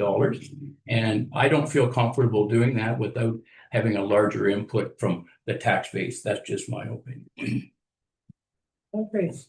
So with that, I see a very interesting idea. Yeah. What would the question be that we would ask? I think we'd have to get in and what we want to do with it.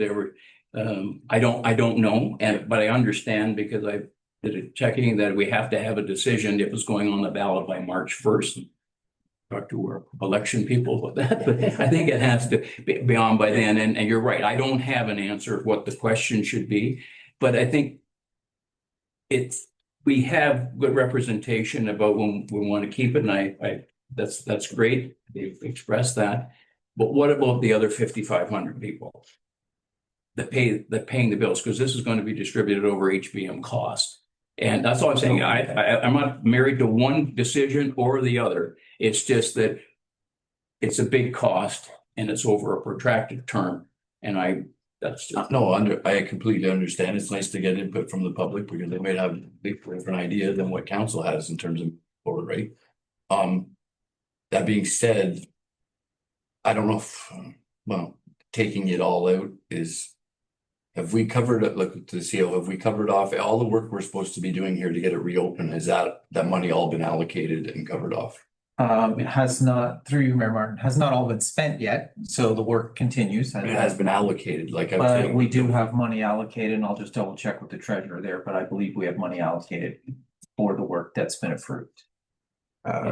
Through you, Chair, yes, we do. I am moving to another spreadsheet to see how much we have left. I may, in the interest of keeping things going, would it be acceptable for me to provide that number tomorrow? Sure. Yeah. Okay. I'd rather have a Yeah. real number. Yeah, thank you. Is that okay with you? Oh, yeah, okay, yeah. Is it possible to have a number of what we've spent already to date over the last 5 years? Through you, Chair, I could work on that this afternoon. You might not get it for tomorrow, but whatever. Yeah.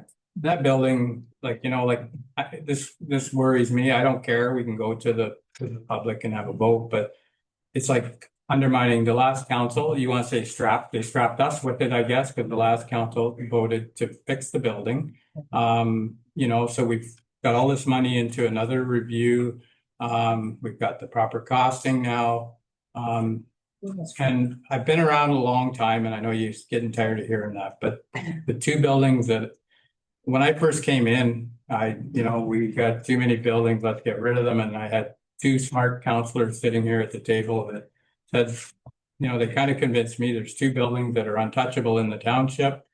And, it's the stone hall and the town hall, the history and things like that. I said, you won't see me change the door to save it, but those two buildings, you can't build a building like that for $2 million with that square footage. It's just, now it might be a nicer building. We talked about that years ago. Let's take the bricks from it and put them into a new building. But that being said, the last council made a decision that we move ahead. This is the plan that we're moving ahead with. It was updated this term. We can, and you can make a motion and we can vote on it. And if that's what council chooses, that's fine. But I'm just at a point where we're into it. We've probably sunk a couple $100,000 or more into that thing over the last few years, maybe 300,000. Put that new ramp on, and with the work that's happening now, it's going to be a usable building here in February. Again, we have a lot of work to do still, but there is a building there that's it's cost council not doing anything. It's like your house. If you don't do anything to it, it's going to fall down. So this is the third report I've seen on this, and this is a good example of budget comes. We look at that and we throw it out and say, no, we don't have the money for it. Let's throw it out. Well, this is where we're at now. It's actually cheaper now, but I think that's because of the work that we've done. Like over the years, it has gone down, but I think it's because of the work we've already done on it. So it's reflecting in the price. But anyways, we can do that if somebody wants to make a motion. And Wait till tomorrow and see what we. okay, let's get the numbers and Let's get the numbers. I have a question. You're referring to the old council. What was the number they used for repairs when they made the decision? it was I think it was higher than that. It was the old numbers from the last thing. So I think it was some 3 million rings a bell, or 3.5 million. It was a crazy number, but it was higher than what's there now. That's what I was amazed when this one came in, because it's so much lower. But I think it reflects to the work that we've done already. Put 140,000 in a ramp, put a new roof on, put a new air conditioning on, and we're putting another 190 into it now. So if that number didn't come down, it would be a little surprising. Yeah, I don't think I was surprised. Teacher, I did find the number while that was being discussed. So it looks like as of the end of November, so there could be other invoices coming in. There was $80,000 left in all the various Old Town Hall capital projects. Okay. That is in this budget for that to finish it, or? No, it's not in this No. budget, it's in prior years. Okay, budget. okay, Yeah. thank you. So we have enough to cover. In 26, future, We have enough to cover what's going on now, Lionel? To get it open. That might be tight. Yeah, I don't know that. We may not. All right, fair enough. With you. It's back to like, no matter what the decision is, we got another year to get through, so kind of to what the deputy mayor is saying here. To leave it, nothing going into it, there's gonna be costs coming out of there. Bev, go ahead. Yeah, through you, Mayor Martin, I'd like to see the town hall repaired so that we can use it properly. It's a great piece of property. I think going forward, maybe Josh can help out, with what is needed to be done. Like, I know what we have to do right now to get it opened, but let's continue doing a little bit at a time and get the place fixed up. I mean, it's a dead conversation for me, and for sure I want the building done up. I just want to state, like, you made a couple of comments there. I'm not so much. I wouldn't call it a sacred building for myself, at least. Like, there's nothing, if there's a better idea or something that can help the community, to me, we can move on. What my whole thing with up here in the property is, if you're gonna get rid of it, what are you gonna put there? And I haven't heard one good, idea in terms of what would replace that, in terms of its service to the community or whatnot, right? It, like, the property is so small, I don't know, I look at Travis, I don't know if he has the size, but would it be enough to build more than one house on? Maybe two houses, like, in terms of the footprint that's up there? Like, I have heard people throw around these ideas, oh, we can put condos or apartments up there. There's no space, there's no parking. And that's where I'm getting at, is so that when we come with these ideas about, oh, we're not paying to fix it, that's fine, but what are you gonna replace it with? Because I'm not gonna knock down a 100-year-old building for nothing. Yeah, just to put in an extra house. Maybe some people would do that. I'm not prepared to do that, so. So with the numbers that you gave us there and from what Bob said, it's still a little tight, like that 80,000. We're gonna need something in this budget. So I don't know what the motion is for today. That's up to council, but I've heard two things here. One is to put it out to vote for the election. The other one is that we put some sort of money into there to but this 4-year thing, I think I heard that, that's a little aggressive for where we're at. And as long as we keep moving forward, that's my big thing. As long as it keeps moving forward, it's been stalled for 20 years. So I agree that we need to keep moving forward. I like the idea of asking the public, but I still think we need to move forward. So right now, Lionel, can you come back tomorrow and tell us how much more we need for these existing repairs so that we can put it in this budget? Because we're gonna need some more money, right? No, he said we covered it off. We covered it off, or we closed? To open, just to reopen it. Just reopen, okay. We're close. Yeah, I'm not sure about that. So Oh. we'll try to find out if we can for Okay. tomorrow. Okay. We know that the glass has been ordered for the mezzanine. Okay, So we'll see if we can get a number from our contractor this afternoon as to what would it take to finish the work completely, okay. but we don't know for sure yet. Okay, and then could we have like a step-by-step of what's left after that by priority? Is that possible? So that plan that we Yeah, had, like, I yeah. think you can kind of. Follow that? There, like, Okay, all right. I'll- foundation and things like that are gonna be Okay. the thing, the basement, like basically with what they're doing now with the ramp, like we did the ramp, but it didn't have a proper door to get into the building, so that's in this work that they're doing now. It'll be a wider door at the ramp, so accessibility fits in. All the mezzanine up top, like the glass, I didn't expect that to be happening, but anyways, that's gonna be a bonus for a lot of people that like that option. So everything that's in there Okay, it'll be usable again. Yep. But there's a lot more work and how we get there, or if we want to get there, that's where we're at now. Okay. So right now, like I think, like the deputy mayor said, leaving it nothing going in. something has to, just even to maintain it until a decision. Yes, and through you, Mayor Martin, if council chooses to proceed with the plan that was presented, multi-year plan, there will be at different stages of that project disruption. Okay. So at certain times, the building will not be usable, depending on the work, the nature of the work that needs to be done. So that's just, everyone should be mindful of that. Okay, fair enough. So I don't know where we're at for today, though, like it's, if you make a motion. Well, I think you can bring numbers back, were you? Future, I think that would be more of a engineering type. As Bob said, we can try to find those numbers, but it wouldn't be. The numbers we have still approved or already approved is 80, so it would be comparing that to what I know Josh or whoever thinks we need to finish the job. So how does it work for moving into like, so for the, like, we don't want to handcuff the next council too bad. This would really handcuff everyone.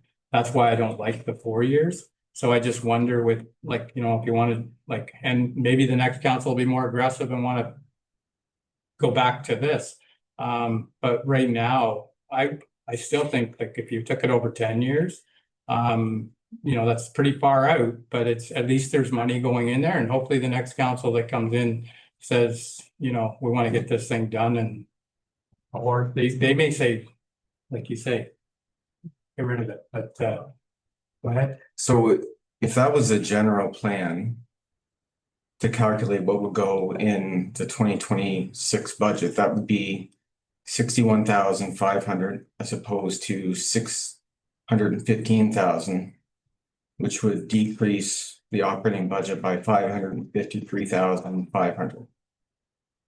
So whether or not it's the start of a 10-year plan or whether it's viewed as what just gets us to the finish line to get it open, I guess that's, you know, it doesn't really matter. But that if you're calculating 10% of the 615, you're decreasing 553,500 from the budget, which is equivalent to about a 6.9% decrease in the tax rate. So if you're even, okay, so just say that's a lot lower. My math must be like if it was 100 grand going in there this year, like just to round off the number, that gives something to work with as far as or not work with, but there's money there to keep moving ahead, and you know, but it's not handcuffing anyone because, you know, they should be able whatever you want. Like I'm just throwing numbers out, but Well, not maybe tomorrow. I don't know. yeah, you want to wait more on this, but it's something to think about. But there is an option there to that knocked a good chunk off the budget. That 10% is, we know we can't go 10%. That knocked a real good chunk out of it to make the rest of the budget more manageable. But and it's still a progressive budget, not a going backwards again. So anyways, we can do that tomorrow. Like that's again, we'll make it. Think of a number. Yeah, think of a number. Okay. All right then. Anything else in facilities? The big budget. Josh was really thinking up lots of things. He's forward. Yeah.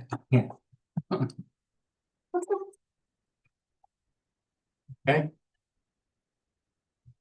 Okay.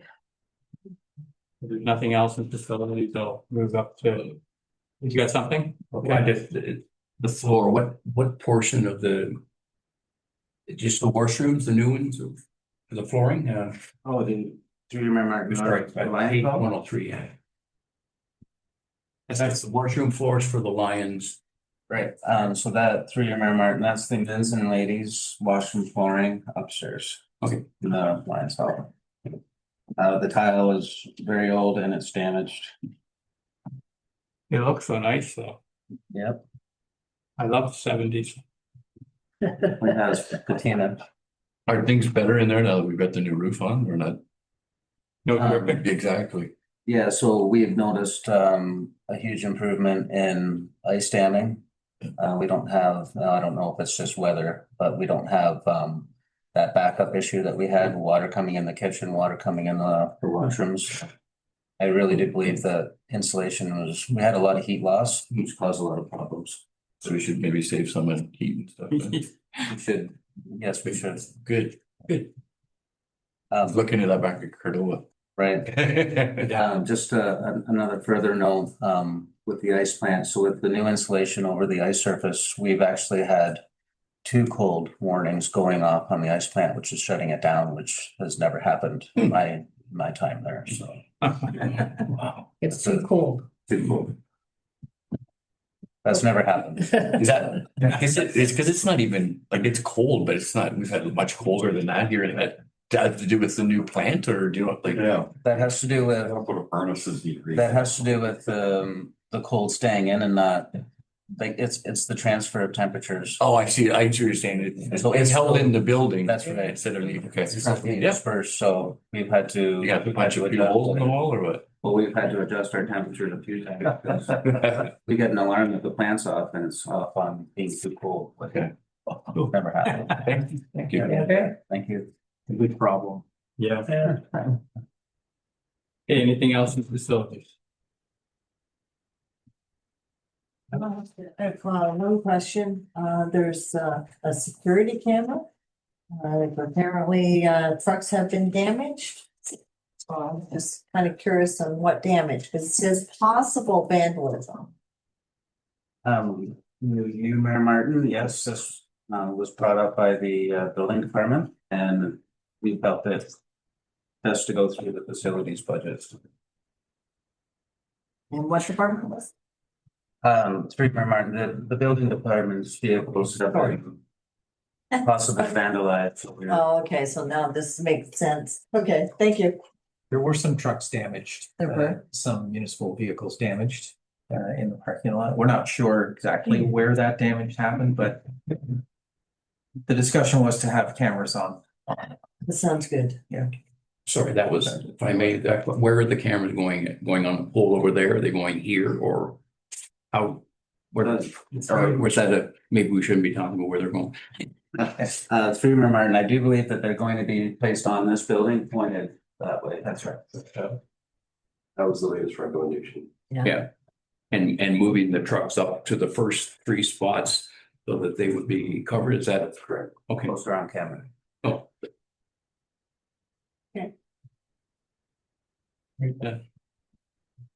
So they spoke to Josh yesterday to see whether the painting of the exterior cladding. I asked if we ever thought about maybe doing some more permanent, like vinyl siding and soffit and stuff that get out of the maintenance business. And sorry, I didn't give Josh an awful lot of time. A couple hours wasn't enough, eh? I remember, no, I haven't really got that far, Councillor Doherty, but I can assure you that any of permanent solution of a vinyl or steel cladding would be a significant more money than what we're looking at here. Also, we kind of went with the painting and the touch up. There is plans moving this building, and I know the plans take one, but it's kind of what we were just maintaining what we got before we sink. Okay, yeah, no problem. 50,000 into something. Yeah. And the one that I had talked to Josh about, or I haven't got there yet, but on the Wi-Fi for the Stone Hall, I just wonder whether grant systems, there's an opportunity to do a partnership. Like we use it, like you say, for election and some things, but it's we don't use it that much. It's more the women's institute. So I don't know if there's an opportunity of partnering with them, but I'll look into that more as far as it's only 2,000, and it kind of goes back to what the deputy mayor is saying, 1,000 here and 1,000 there. It's still coming out of the other side. We're still paying for it, but we do have a grant system. If they were to, do 1,000 and we do 1,000, it puts some skin in the game for them, and we're just paying for it a different way, but it gets it out of there. So just a thought. I haven't got there yet. I don't need a motion or anything like that, but that might be an opportunity. I'll think about it. Anything else?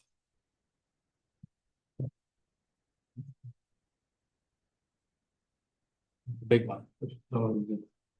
A lot of work going on. That's what your update, like I said to you, that was so timely because, you know, when you start seeing all these buildings with construction on, hopefully we can get it on our website and, you know, when you see your update at the basement of the library, the town hall, the stone hall, and then the community center. There's every building is under construction right now, so. Too bad they all came together, but anyway. So. Okay. All right then. If there's no other questions for Josh, we'll move into the fire capital. Fire. Thanks, Josh. Thank you. Thanks.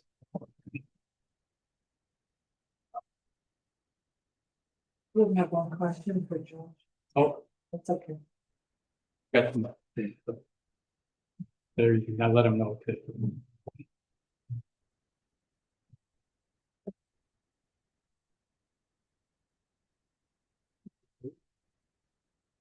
116 then? Way back.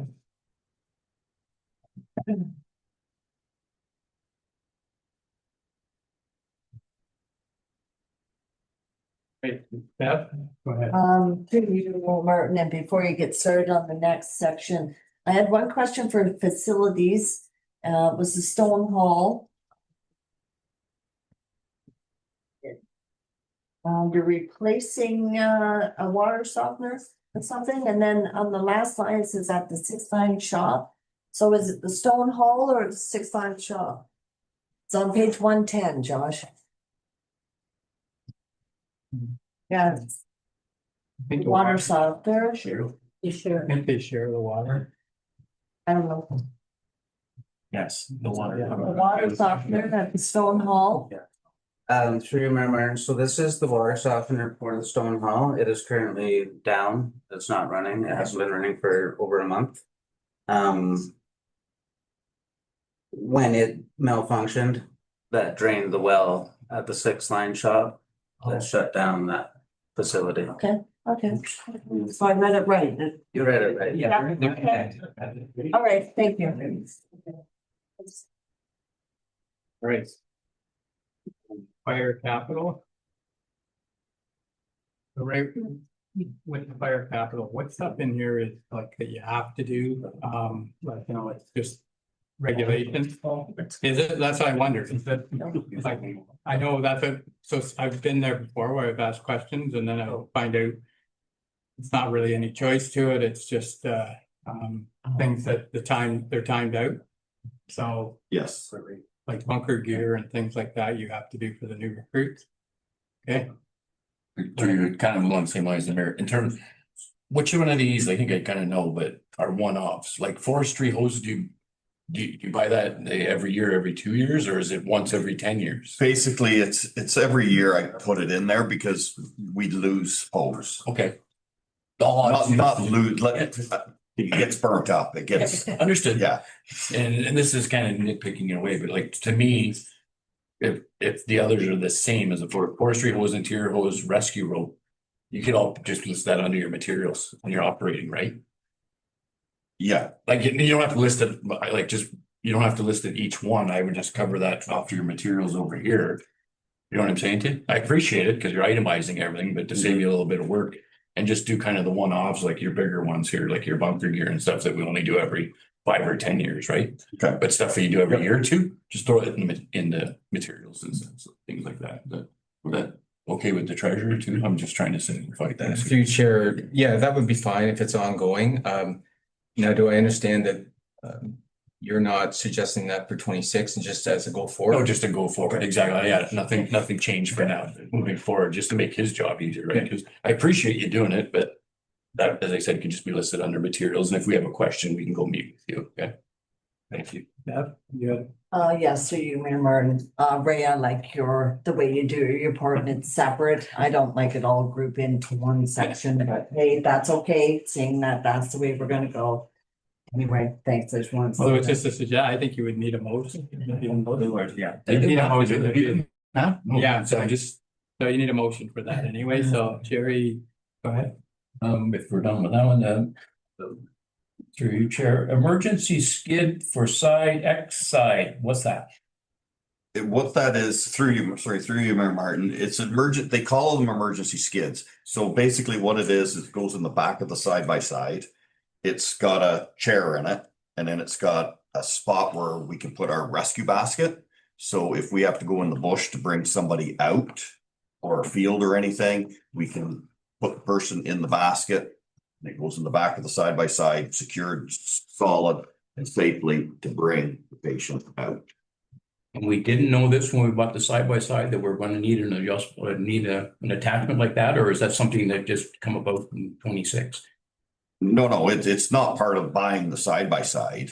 It's an extra option for the side by side. I understand the option part of it, but if we're going to do it when we bought the side by side, then it would be an attachment that we would be getting to make it more useful. You don't get it you wouldn't have got that from Hastings Marine. No. No. Well, I don't know who to ask the question because I'm getting it. Why don't we just let it go? No, it's an option here, and that's one of the ones I was gonna say, though, we don't have to do it, like, we could split that over 2 years, like we did with the pontoon boat at one time, or you can just eliminate it altogether, but that's one of those ones we don't have to do. It's one of those things that would be nice. If I may ask another question, the forestry skid for pickup, I just don't understand right what they are, so maybe explain. Through you, Mayor Martin, for the pickup truck skid, it basically holds 100+ gallons of water. Then you can go into like the field for fence row fires, knock them down. It'll also pump water from a creek or a pond, like if you get back in and refill and then you can carry on. They're great little units for running around and putting, especially with all the forest fires and everything that are happening around the province. It's going to happen here.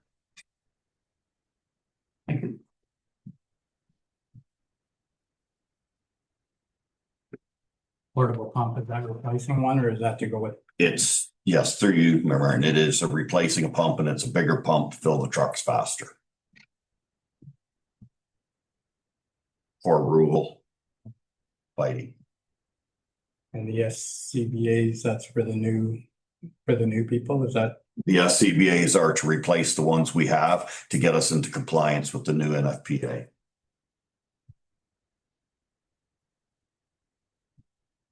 So is there anything here that's discretionary that sounds like most of the stuff you need it. The only thing that I see is that side by side thing, that it's something that would be nice, and it would probably be a bonus, especially when you just dealt with one on Devil's 4 Mile or. Yes. So. Okay. Thank you. Any other questions with regards to this stuff?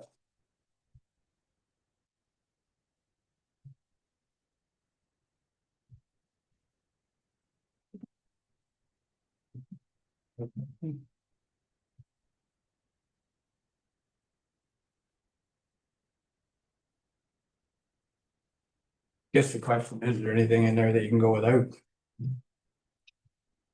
Yes. No, but we could, the skid for the side by side, we could pop it out. All right.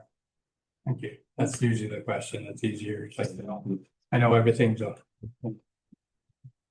there is wish list and there's needs, so but I do, it is a nice piece of equipment as far as if we can make it better. Okay. All right then. Any other questions? Hearing none. We went to the library capital. Thank you. You. Great.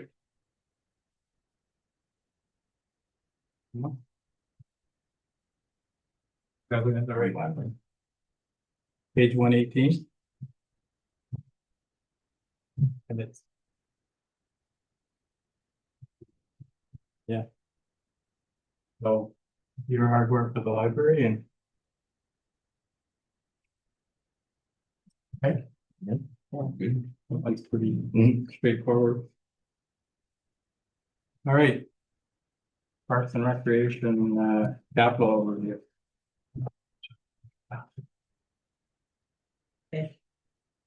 Gosh, good job.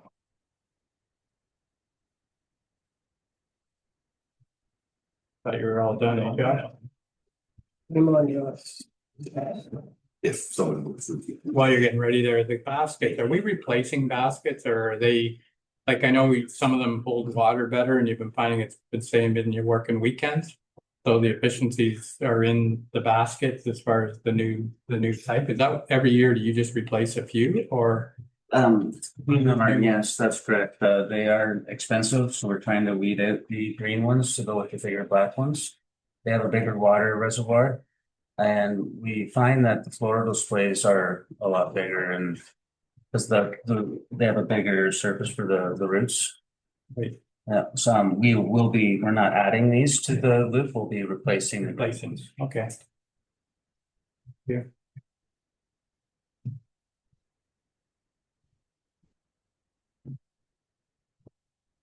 The toilet there, that's already up there now, is that?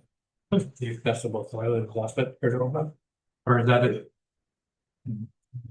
that at the rink or is that at the To Mayor Martin. page 123? Yes, 123. 119, I don't know. Oh, I just see the picture on 123, sorry. This accessible unit is a request on the Cordova Rec Association for their outdoor events at the community center. There again, you get into partnering and things like that, like, you just, I know they're working on some other things and without nickel and diming, might be other opportunities to help, but anyways. I guess it's $800, so that is penny pinching, but.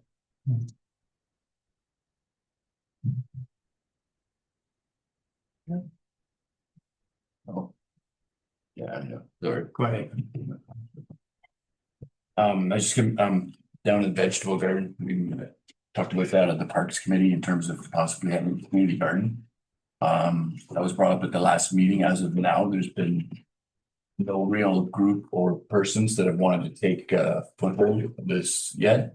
So I'd be more than willing to waive that $5,000 from this budget until I can't see council moving forward on it until we get some kind of Interest. exactly for volunteer interests, people that are going to run this. If we don't mind, I guess, setting it up or helping with the capital costs and whatnot, but we're definitely not having our staff run it or clean it up. So as I said, I think we can take that 5,000 out of the budget and maybe or allocate it to something else at this time. Where the tree, like. Well, yeah, allocate it towards something else. So I'll pull it, a motion to remove it. yeah, I'll make that motion. Moved by Art, second by Jerry, all in favor? That's carried. And your chair, can you man a little more on the disc golf? I see a lot of it advertising. It's going to be done in the forest. Is that the way it's done, or like how? I'm sorry, I'm just new to the sport, so enlighten me, please. Through Mayor Martin, yeah, so disc golf is, we've been talking about that in our maths committee meetings, and we're feeling in the open area would be a good spot for that, or in the Toboggan Hill area. Just, it's quite an elaborate, 10,000 would be a start, depending on where the need is. They can be quite an elaborate course. With concrete, we could use gravel. Like we're trying to go to something on a little bit of a trial here, but yeah. Oh, yeah, thanks for that, Josh. Josh got explained kind of well, and hopefully here we're just still kind of learning about it. I don't know that much about it either, but I believe Josh and Leah, who's on the committee as well, at some point will be making it. They have one up at the Ken Reed Conservation Area, just on the other side of Peterborough. So I think they're gonna have a field trip up there to have a look in terms of how theirs is set up. Because there's also another thing, I don't know, I might be going with you as well, because there's another thing there in terms of well, the maths and committee, but having to do with the school in terms of the Talking Trees app. So they have the Talking Trees app also at the Ken Reed Conservation. So we kind of like to have a confab with them about how they went about setting it up and whatnot. So trying to kill two birds with one stone. So staff will be making a trip to Ken Reed here at some point in the near future. So. If I do a follow-up on that, the type of equipment that we're putting in the open area, with the particular difficulties we've had with security there, is that going to be an issue when it's out of sight? It's just a question more than anything is. Right, and through you, Mayor Martin, that is a great question. Thanks. Jesus, one today. Vandalism in our out of site parks is always an issue. Yeah, like I don't even know what it is, so I don't know whether the equipment is easily breakable or how it works, but right. It Thanks. came to us a few years ago and they were looking at the tree area, like between the school and the arena, that holding the trees there. They were looking at 9 holes in there somehow. That's a lot more visible than up in the Matheson property, but I think you need more, like, to me, that would be, from what I've seen, that might not even be the length of one hole. yeah, I don't Throw them know. Quite away. Yeah, right? So. yeah, like that's where they were looking at the time they came to us. I think it was Shelley Miles came to us about it. And that's where she was looking in that area. So, but anyway, yeah, there's a park up by where my trailer park is, and it's seems it's a pretty popular thing, but anyways, It's different, right? Something we can try, right? In terms of trying to get some more use out of the maths, and it's not really gonna make a environmental impact on maths, and I don't think. Yeah. Well, we would just start at 9, Right. right? And most of them, I think, are just 9, so because, as I said, Josh kind of referred to it, this is kind of a trial project for us, and we'll see how it goes. I may follow if the equipment is movable because we are working towards a sports field as well, and there's quite a bit of land there that would be up there as long as we can move it. If it becomes popular, I don't think there would be anything there that couldn't be moved. Josh kind of referenced. I don't know enough about this. Josh referenced concrete pads, and I think the higher end places have these where their tee off areas are actual concrete pads. We're not going down that road. We're gonna have what you see in the picture here, kind of the chain that they call the hole. Yeah, so, and I gotta believe that any of those, Councillor Doherty Act, could just be dug up and moved to wherever. Okay, no, I was just curious, that's all. Or at least, to your point, we will investigate that moving forward in terms of if we do go down this road, making sure that they are moving. Just make a better use of our sports field because it's. Thank you. All right, park recreation capital.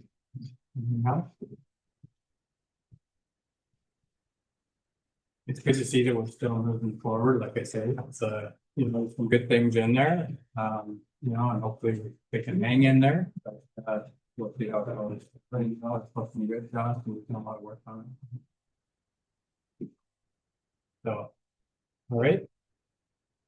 Thank you. No other questions? Good. We'll move on to the roads capital review. Okay.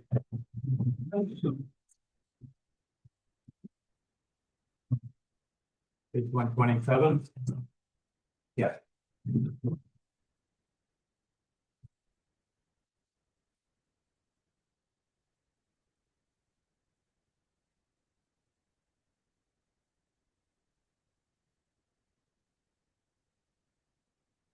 There again, Peter, you got a few things in there.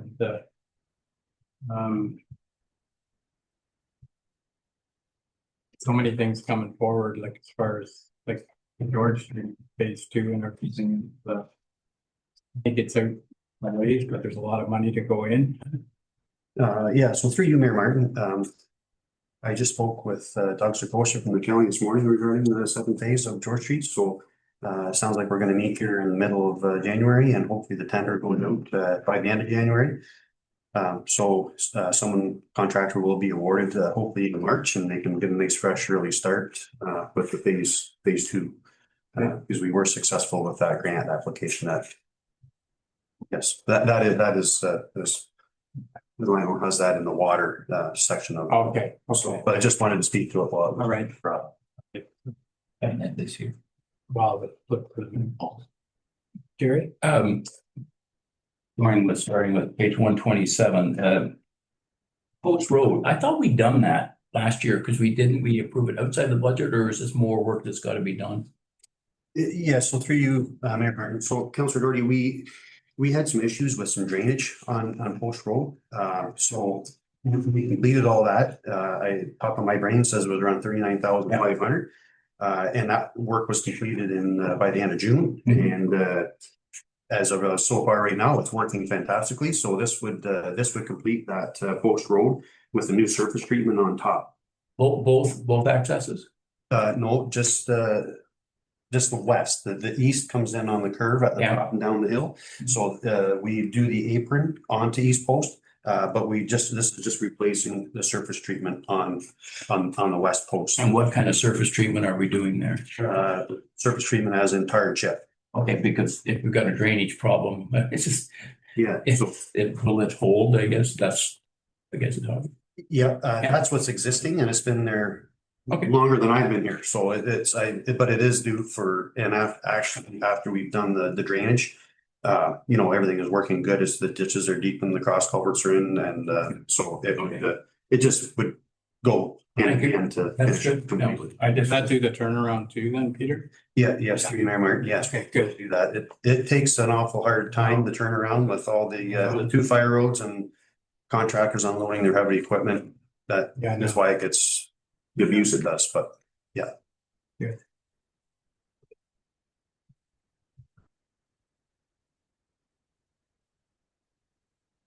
I don't nobody got any more questions, but your chair, the Uniman Road, I'd like to maybe skip over it and get to Van Sickle, because I think one kind of hinges on the other.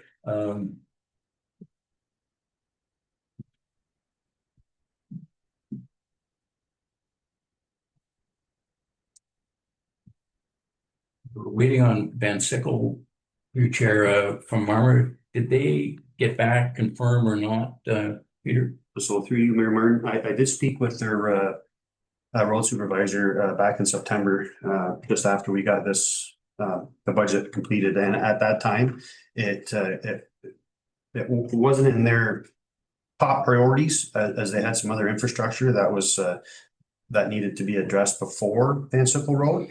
I have reached out again since, and I have not got a response, so but that's just through the road supervisor, so I don't know, maybe if Bob may be able to reach out to the CAO and get some clarity on that. Are they, I would imagine so, because contacting them, are they aware that this is 2 years now that we'll be waiting, we're ready to go ahead and. Yes, so through you, Mayor Martin, the first year this went through, Yeah. I spoke with the roads super, Dylan Adams, and he felt that they could do some of the work in-house, like through their operating, because we planned on doing some culverts and, doing some preparation, ditching and so forth, but they had some staffing issues on their end, as I understand, so we never got started at that. So there's been nothing done. I mean, since we made the new agreement, I believe it was in 2021. So it's coming up for renewal, our boundary roads agreement. But as it states right now, everything in that boundary agreement, capital wise, is split 50-50. Oh, I understood, except what we have here is we have a road that is supposed to have been done a couple of years ago, and it just keeps getting in worse and worse, shape, not on us. We're ready to go. But I'm just saying, we need to convey that to whether it's their roads manager or their CAO in terms of, this is 2 years now, you guys are holding our projects up here. And if something happens back there, we're all getting blamed. So, it's not like we can go blame Marmor. No. Our names will be on the lawsuit with theirs. So, this is something that needs to be dealt with, and I think we need to kind of convey that to them in a direct way. So thank you, Peter. So it would be nice if we could get, before this agreement runs out, like, before we could talk about a new agreement, we need to live up to the existing agreement, and it's right now 50-50 split. So we need to live up to that, because if we get into a new agreement, I've heard through the grapevine that they don't think they use it as much as us, and that'll get into a thing where they'll pay for 30% or 20%. Right now, we have an agreement, and if it's 50-50 and we're ready to go, I don't know, they must have a roads needs study like everyone else. So I don't know where it fits on their road needs study, but it should be pretty high, because the phone calls I get for that road outnumber anything. So. Yeah, so through you, Mayor Martin, maybe I could suggest that Bob and I review that agreement, because it does, if there is a notice in there of capital improvements, and I don't have the agreement with me today. Okay. But I know there is a notice in there, and like Deputy Mayor said, like I did inform them, like, this was in our budget, this is last year, this is the second year, right? So they have been notified, but there is an agreement, in that agreement, there is a notice of, a time frame for them to be prepared to So go. before I go to Jerry, so do we have our share? Like I know Deputy Mayor said we have, I don't know, do we have our share? If they did come to us tomorrow and say, let's go ahead with it, I don't think we're there yet. are we? 200 out Yeah, of 30. Does that cover it? No, 840,000. That's it. So we need another couple hundred in there, right? Okay. Mhm. So, all right. If I may, if I don't care about what the next agreement says, I want to deal with the road now. You might, Are they going ahead or are they not? It's yes or no, because I want to deal with it in the 26 budget. Because if we're not going ahead, I have two questions. One, it's a 3-year-old contract and it was still going to be 840. To peg that down, it's a peg contract. So that'd be number one. Number two, if they aren't going ahead, then we have to assess how much more we want to put in to get closer, because the deadline for doing it is going to come up, if not this year, next year. So if we're 600 short, just on the numbers that we have. So I think it's time we talk to the CAO and say, is it in the budget? Is it not? Is it going ahead this year? It's all I want is a yes or no answer, whether they're going ahead or not. And I think that's what we need. And then we can deal with the other issue. When did you say that this agreement is up? This year? Through you, Mayor Martin, it's a 5-year agreement, and again, I should have had it with me, but I believe it's 2026, it's due. It's a 5-year Or are agreement. are they playing the games where they think that they're just gonna drag this out and then come back with another number? So at that point, That's what I'm saying. to both your points, I think staff needs to get a hold of them and get this dealt with. So whether we lock in that, right, we basically tell them, we're waiting 2 years. This is the number you're gonna pay, whether you do your agreement next week or a year from now, right? And get all this kind of, as I said, locked up. Yeah. So that there's no confusion moving forward and we don't have to go down to Marmor and wrap I heads. just got a fear that it's going to be $1 million easy with the cost, the way that we've seen them go up. But of course, we've got oil prices going down, so it's probably going to be much cheaper. But They're looking for money down there, so I know. well, no, I mean, and everybody's, we're all on the same page. We're looking for money, but we're looking to do this year's budget, and we really don't know where they're going. So maybe we can get somebody to call the CAO and then find out exactly what's. Were you going on? Were you moving on from that to wherever you're going after Van Sickle? Well, I want to Van Sickle because I'd like to take Union's money and put it in Van Sickle. Do you want to go ahead or do you just want to, I just had a quick comment. No, go ahead. No, I just had a quick comment at the public school sidewalk. I'm pleased to see that on there. That's something we've talked about forever. Could you maybe walk us through what the plan is over there in terms of what we're going to be doing? For you, Mayor, so I asked the QBT contracting that was doing our George Street to put together. So I met him on site. And there is some drainage issues, as you're aware of, Deputy Mayor, coming from the school. So we've upsized the catch basin from a single to a double inlet right there where it always backs up. And then we're going to be putting a sidewalk basically down between the yellow line and the sod. With saying that, we're going to be adding some more catch basins in like inlets underneath the sidewalk, because we can't just, and it's going to be a barrier sidewalk, so cars can't drive up on the sidewalk, so it's going to be raised like George Street, right? So the sidewalk will extend all the way from George Street right to the school, or just? Yep, that's correct. Right, and that would be a separate sidewalk from the roadway that's there? Or just on the edge? Would it be a curved area? It'll be separate, you know what I mean? There'll be some kind of curve to separate the sidewalk, not just a line painted on the road? Yeah, so through you, Mayor Martin, so it'll be the sidewalk will be 6 inches higher. Okay, no, Whatever it is, but other than the That's- pavement, right? So it'll be lifted up, right? It'll be raised, so. that's fantastic. We've tried to get. And then we're gonna have Good job. water flowing through different spots, basically in layman's terms, right? For drainage, yeah. I'll leave the drainage to you. I'm just happy that the kids have a place to walk where they're not. And then we'll be able to Extra cars. maintain that on a winter maintenance aspect better too, where the people drop it. At the, everyone drops off at the back gate there. That'll be all sidewalk right up there with a nice apron for an unloading zone right there. And that'll be all maintained as a sidewalk, so it'll be as bare as possible. Thanks. So will the sidewalk be next to that fence? Is that what you're saying? Like the fence? No, it's gonna be out, it's gonna be out right, pretty much yellow line to the edge of pavement. Okay, Yeah, so it's gonna be, I'm talking out towards up in the turnaround area, like at the one-way area. so it'll tie right into From the their bridge? gate. The concrete is gonna come out on an angle flared each side of At the gate. bridge? Yes, at the bridge to go into the school, so it'll The tie, property next to the fence is their property, right? yes, that's correct. So we're putting a sidewalk on their property? No, so their fence comes, I don't know if you can see in the picture, but their fence comes up and I know it's been moved in and the ditch is Yeah. brought out. But the bridge goes over the ditch and then they have another gate right out there Okay. at the edge of the property. Okay. So we're gonna go right to that, Good. their gate, I should. Good, we have been around for a long time. Not to get greedy here, but if we approach the school in terms of maybe, Through you. we are kind of helping them with in terms of putting a sidewalk out so that kids can get to the.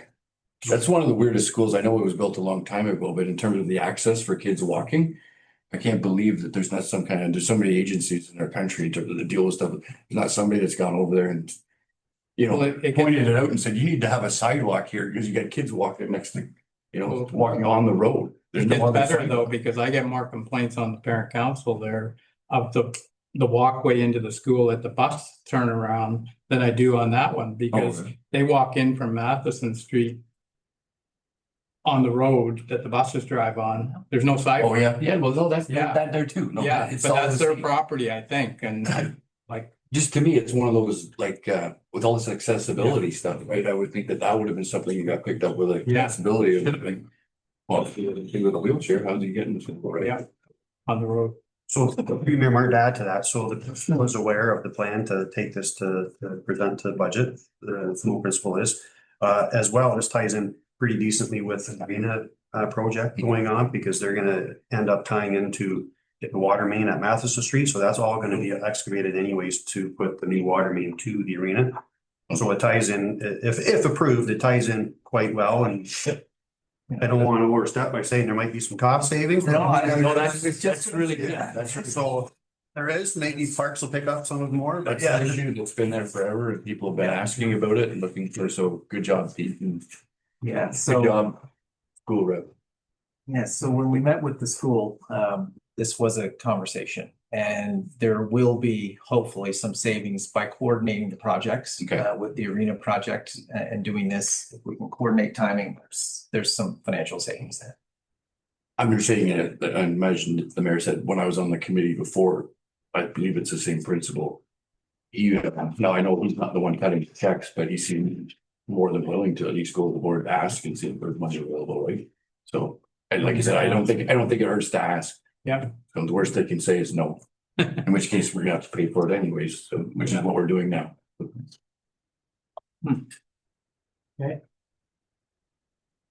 Anything else here?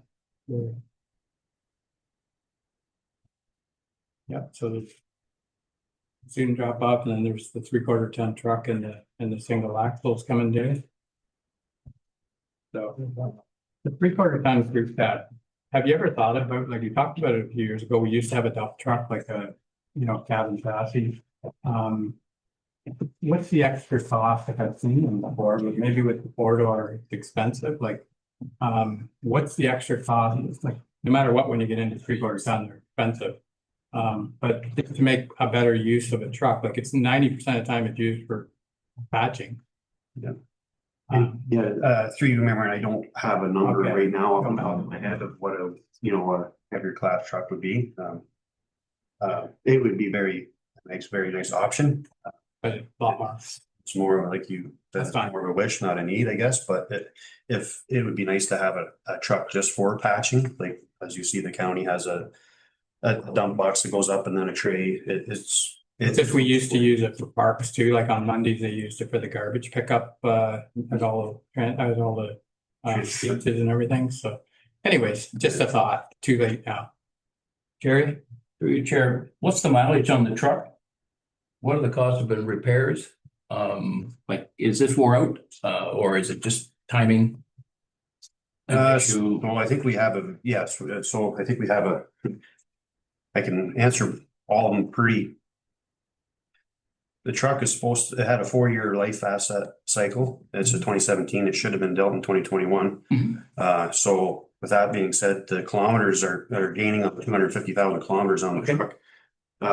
It has been a costly in the last few years. I don't have the exact number, but we've had a real issue with an electrical problem with the truck.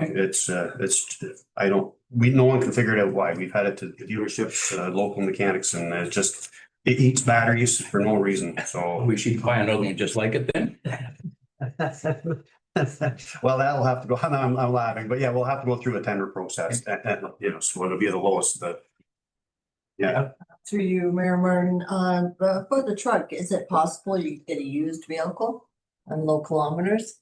Would that make more sense for these trucks? Because to me, after 5 years or 7 years, whatever it is, and get a new truck, it just doesn't make sense to me. No, so through you, Mayor Martin, that's definitely possible. So this, we've extended the life of this by 6 years. That's Right, what I'm so, saying, yeah. But it is possible. I just don't know how I don't know how the tendering process would go. If we put a tender out for a used vehicle or just a lump or a dollar value and just let me go and find the best deal and bring it back. I just don't know that process, so. Okay, sorry, thank you for clarifying that. Anything? Sorry, fleet replacement for the single axle, is that it's a replacement? So again, what's the old one? How long has it been around? Blah. So, so through you, Mayor Martin, it's a 2014 single axle. It's a 10-year life expectancy asset replacement. We had another vehicle, a 2014 Western Star Tandem, that it was costing a lot more in repairs, so we opted to replace it first because of the same year to spread them out. The single axle, before I go back to that, the Tandem, we've done 2 years and we still haven't received the truck. So right now, the single axle is 2 years over replacement schedule. And with that being said, by the time you get the truck tendered and ordered and delivered, we're going to be in probably 2028. So we're going to be another 2 years. So it'll be 4 years over the actual asset replacement of the vehicle. Knock on wood, recently it's been very good to us, but it has had some fairly significant costs with the emissions over the last year and a half. I think we were close to $20,000 on one bill just to replace the emissions on it. So it doesn't have a lot of highway miles on it. It's it's a low kilometer. I'd suggested around the 60,000 kilometers. It doesn't have a lot of kilometers, but So is the 400 the full cost of the replacement of a brand new one? yes, through you, Mayor Martin, I went to a local dealer and that's what he said. Safely, you would be a single axle at 400,000 would cover everything. All the snowplow equipment, Viking, like all the controls, Next question. everything. Yeah, Yeah. because we seem to get that on later. No, that's out the door. Yeah. And if it was going to be expired in 24, did we put any money away? I don't remember putting any money away in 24 or 5 during the interim. So this is going to be a full bore $400,000 capital investment this year. Or do we have the reserve already set aside? So for you, Mayor Martin, I think I'll ask Lionel to help out here a little bit, but we do put money away for the equipment in the equipment reserve to replace our vehicles. But as a specific money set aside for this particular vehicle, no. Through you, Chair, that is correct. I mean, there is money that goes in every year for the blanket reserve for replacing these things, but for this specific replacement, there's been nothing approved by council in prior years' budgets. But it's been going in the reserve, like we always with everything. It's like if it's just the only thing we're getting hit with now with these big trucks is when they used to be 300,000, now they're 400,000 or 500,000, like fire trucks and big trucks. We're getting hit with the extra that's coming up there that we can't catch up on, right? Through you, Chair, I think, and I don't want to assume anything, but I believe what Councilor Doherty was asking is if there's anything specifically put aside for this particular truck, and there's been nothing approved by council in prior years' budgets for it. But we do have a reserve, a capital reserve for public works, which is used for replacement vehicles. Sorry, I thought it was more for the half tons, 3/4 tons and that of nature. But maybe I just didn't understand, but at this point. And if I had made one, if it's not going to be here till 27, 28, can we look at maybe doing a little, if we can, I'd have to ask Lionel, if we can split it, as opposed to doing a full costing, I don't know. Through you, Mayor Martin, I'll let Lionel answer as well, but I would be okay with that. Obviously, I would like to have complete approval for the total amount so I can order the truck. Well, yeah, that's the question I have to have, Yeah. Lionel. Can we do it that way? As long as we have approval that the 400,000 is gonna be there, so I can put the tender out and order the truck, but Yeah, as long as the tender gets back that we're getting, what year we're getting it in, that's really the critical part. If the tender goes out and we're getting in 26, that makes a big difference to what we reserve. But if the tender goes out and the truck is 27, now we have the ability to space it a little bit. That's So this is in the equipment reserve though, like it's not saving us any tax dollars other than, the reserve we've been putting away for this truck for 10 years normally, all the trucks, like I say, we're working on old numbers, but like at one time, I always used the dump trucks when they were 300,000, we put 30,000 into the reserve every year. Maybe I'm simplifying it too much, but that's the way that's the way it always used to work. And that's why we're in such good shape with our reserves, is we try to do the best we can that, like that money is in the reserve, maybe not all of it, but, it should be, or I would hope it is, because that's what I've always thought that we're doing is putting away, like I always use the hockey boards, or the boards at the arena when it was done, their 25-year lifespan. Where that recreation reserve has some money in there for the board. Like maybe you don't center each individual thing out, but we at one time that's what we were doing, and I hope we're still doing, because otherwise, like Jerry says, it's a complete hit to the taxes. And normally we're not just the half tons, everything has, like fire trucks, everything should have a equipment reserve. Now, I know we got pretty close one time on the fire truck reserve, or maybe it was I think it was the equipment reserve for this stuff, because we ended up 2 trucks in one year or whatever, and that sunk us. yeah, through you, Mayor Martin, I think that was the Public Works Department with the single axle being in 2014 and the tandem being in 2014. So at that time, we decided the single axle was in a better condition, so we. Okay. Yeah. If your logic is we're putting so much away every year, then the 400 should be decreased by the amount we have in the reserve then. Technically, is that my understanding right, Delaney? Through you, Chair. No, I guess it comes down to the fact that when we put away money in reserves every year, and a lot of people have been, there was an issue with fire a couple of years ago where people had thought, okay, this money is in the reserve, so we don't really need council approval to buy it. But it's kind of like a 2-stage process. So we know we have huge needs for vehicles and equipment. So we know that we have to, according to the asset management plan, we have a deficit of funding. So we know we have to increase this a little bit every year.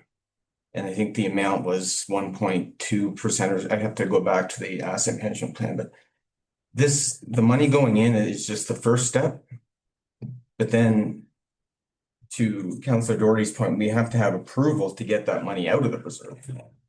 So this being in the capital budget, the single axle dump truck, that's the second stage, the final stage of, okay, we put away money in the roads equipment reserve. Now we're going to be taking that out for the actual purchase. So I understand what you're saying, the way things maybe used to be done, but we don't put away 1/10 of everything every single year, because there's thousands of assets we have. So I'm not even sure how that would work. We used to, like that's how Ron set that up, and that's how we were in such good shape, because but we did run into troubles with the new, like since everything skyrocketed, everything kind of went crazy. Like, so, and I use fire trucks and dump trucks as a big example that we are behind. Like, that there's no way that 400,000 is in the reserve there, but whatever we paid for it, 290 or whatever the old one was worth in 14. I think we try to your point. Yeah, I think we try. try to, but to Lionel's point, there's no way you can do it from year to year. Not a because hundred, no. Whether it's the policing cost, like went up this Yeah. year, there's always some cost from year to year that hits us, that makes us draw out, and then we usually have to come back and it's up to Lionel to tell us that number so we can get rebalanced, right, Lionel? Yeah. In terms of having a healthy reserve, okay? Yeah, through you, Mayor Martin. I'm not understanding why we have to buy brand new, because I know you put the dump truck on, then another township or somebody else buys it. So I mean, they're not garbage. I understand. Like, I know you want a new truck and I get it, and for sure, I don't mind paying the 400,000, but is it possible to buy a used vehicle instead of brand new?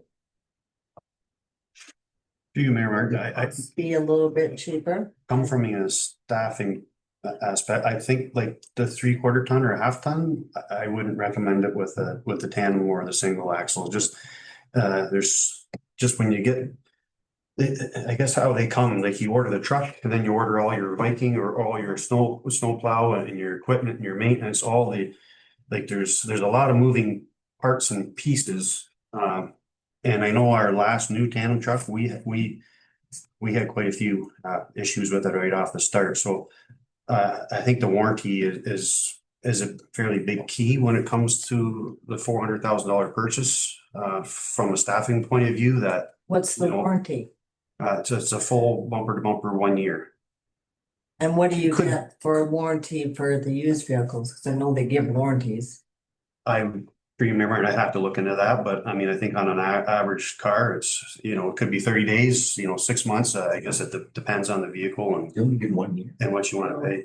Okay. Only 1 year for a dump truck? I think we can possibly extend that, but I think that's a I standard. think we should maybe at least look at the cost of it, right? In terms of our regular trucks, like our pickups, what do we get for them? For warranty? I think with the pickup trucks, it's like a 3 year, 60,000.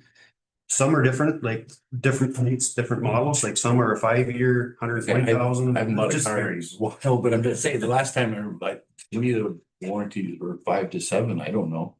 That's not for Not bigger anymore. trucks. Oh, it just depends on the make of the vehicle. Some Okay, like okay. yeah, it just depends on. the But to your point, I think, like I said, we shouldn't, maybe this is something in terms of moving forward, cost savings.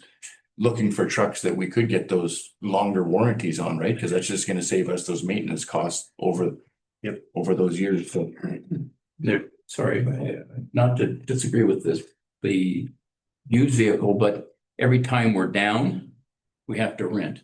And every time we rent, it costs money. So it's a saw off, I guess, as to what. And we fell into it before with the minimum maintenance. If we're not snow plowing, if the truck goes down and you can't get another truck anywhere, because they're not something that everyone has sitting on the lot. We have locked out before and borrowed one from drains or whatever, but How many townships buy them? pretty standard 10 year. Yeah, so through Myanmar, we would put this out on the GovDeal site, and it's possible it could go to another township for a backup vehicle or a private contractor. That happens a fair bit as well, but for us to buy a used like the township, I guess, it's hard to explain, I guess, but a township with a good, they have their own life expectancy, so they're gonna get their full 10 years out of their equipment and then sell it. So we'd be technically, like, no contractor is going to basically have that truck, right? If you know what I mean, it's gonna be other municipalities that have our same equipment and truck with all the salters and sanders and Well, it seems like like, they're gonna sell it at the end of their life expectancy. So basically, I mean, we're getting something that's 10 years old. Like, there's nothing like 2 or 3 years old. So a lot of contractors that go on, if they go on with other townships, most townships on their contracts won't allow over 10 years old on their contract, so it loses its value with the people that want to buy it. There's only certain people, like a lot of times there'll be a contractor that maybe does parking lots and things like that. You don't usually see too much where another municipality or a contractor that works for a municipality would be able to buy them. just for thought. Yeah. So, okay. Roads capital. That's what we're. Yeah, that's anything else? Are we buying the dump truck? And we given 400,000? What's this? I didn't know.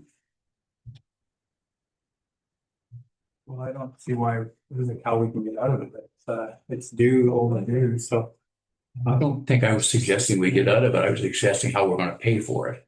It comes from reserve, it says from the road reserve. That's where I was confused, I guess. He was asking if we allocated over 2 years, right? So what would be 200,000 for each year? You said, Lionel, that's not gonna really create a problem. Obviously, we're moving into a different council, but I would think that if we put 200 in this year, that kind of almost gonna hamstring the new council into doing it, but he says we need it, so. He wants the guarantee that he can order it. He needs that 400,000 so he can order it. So I guess like you're saying. if He it's not- needs approval to order it, and it, you know, I just hear your point, Kathy, you're right, he needs different, he needs the approval. It's just whether we're gonna take it all out of reserves, because we're saying is we don't have it in reserves and then it's coming out of reserves and we're putting 10% a year or 10. I just don't understand it. Either we're buying it and we're paying for it out of capital or we're paying for it out of reserve. I just want an answer. Which one are we doing? So what happens if we tender it and they come to us and say, yeah, we can have it for you next year? Or we can have it for the end in the summer? Like, cause I've seen that happen where somebody cancels and the next thing you know, they say, yeah, we have it now. Through you, Mayor, and that's a possibility too, but I'd be coming back and saying, presenting this and saying, And we're here's, still we have gonna need this option. a chunk of money, right? Yeah. Maybe not the whole 4, but we're gonna need some. Yeah. Well, they come back to us and say that it's ordered. We have got the money. You're taking it out of reserve. We have it in the bank. We're just pulling it out. Then if it comes early, we're gonna pull it out. The way it's positioned now, that's what I understand. From Am I- reserves. Yeah, so it doesn't matter when the truck comes in. The money's already there and we're taking it out. Money is there, right, Lionel? Through you, Chair, the way this is structured right now, yes. There would be $400,000 that would be committed in the reserve road equipment to the single axle dump truck. Yeah. Now, what are the attachments? Cause there's always attachments. You need Oh, that's a part. something in the truck and so you need, I don't know, internet in the truck. So through you, Mayor Martin, no, I got there's nothing else to be added to the truck. I got it through the local dealer and yeah, you'd be safe. This is Viking, all the snow plow, all sander, all equipment, everything. Okay. We have anything coming next year in big trucks? I haven't got the schedule with me, but what's next? Our next, through you, Mayor Martin, would be a 2019 tandem. 29. 2019. So in Yeah, 29. so in 2029. That's Oh, okay. So Yeah, that's so we good. Yeah. got 3 years before the next major Yeah, truck. Perfect. yeah. So through you, Mayor Martin, I guess that's what I was trying to explain. It was difficult, but we had 2 trucks the same year, so we've extended the life of this one so we have them spread out a little bit better. Yeah. But the money's there either way. Yeah. So to your Yeah. point, if you wanted to wait and do that, and maybe see if we could get one, sitting around here in the spring, because the money's just sitting there and all we. Well, I didn't want to wait I just say and be prepared as long as if he goes out and puts the tender out and somebody phones you and says, we had a cancellation, got exactly what you need right here. Take it. Yeah, and it might, through you, Mayor, it might be a better deal too, right? Than specing it or Or if ordering. not, we can go back the other way. Yeah. Let's go buy it. Okay. Okay. Is that okay? So We did the same for the fire truck, the pumper. Yeah. And an opportunity come along, we bought it, we had the money in reserve, we just took it out. That's why I was confused when it said, we're buying the truck, but we're taking it out of reserves, and then we say we aren't putting it in reserve, we got to take more. I just confused me, but it doesn't take a whole. So. well, we'll see where we get to here as far as the sewer capital. Yeah, I know, but what is there in these things? No, I know, but all I'm saying too is if there's any questions, but Amber and Aqua are gonna be here Yeah, tomorrow, right? that's So I don't know. Okay, that's a good idea. Yeah. Yeah, I'm fine with that. Not gonna want to get off of it. Yeah, that's fine. Okay, Okay. the All motion. right, so we'll leave the sewer and the water after we meet Aqua tomorrow. Okay. Okay. Okay. Yes, fine, take it. Right, then, so. All right, so we'll look for a motion to looking for my. Confirming bylaw. Confirming bylaw for today. Gary. Kathy, all in favor? Carried, motion to adjourn. Deputy Mayor Webb. Thank you. Counselor Doherty. All in favor?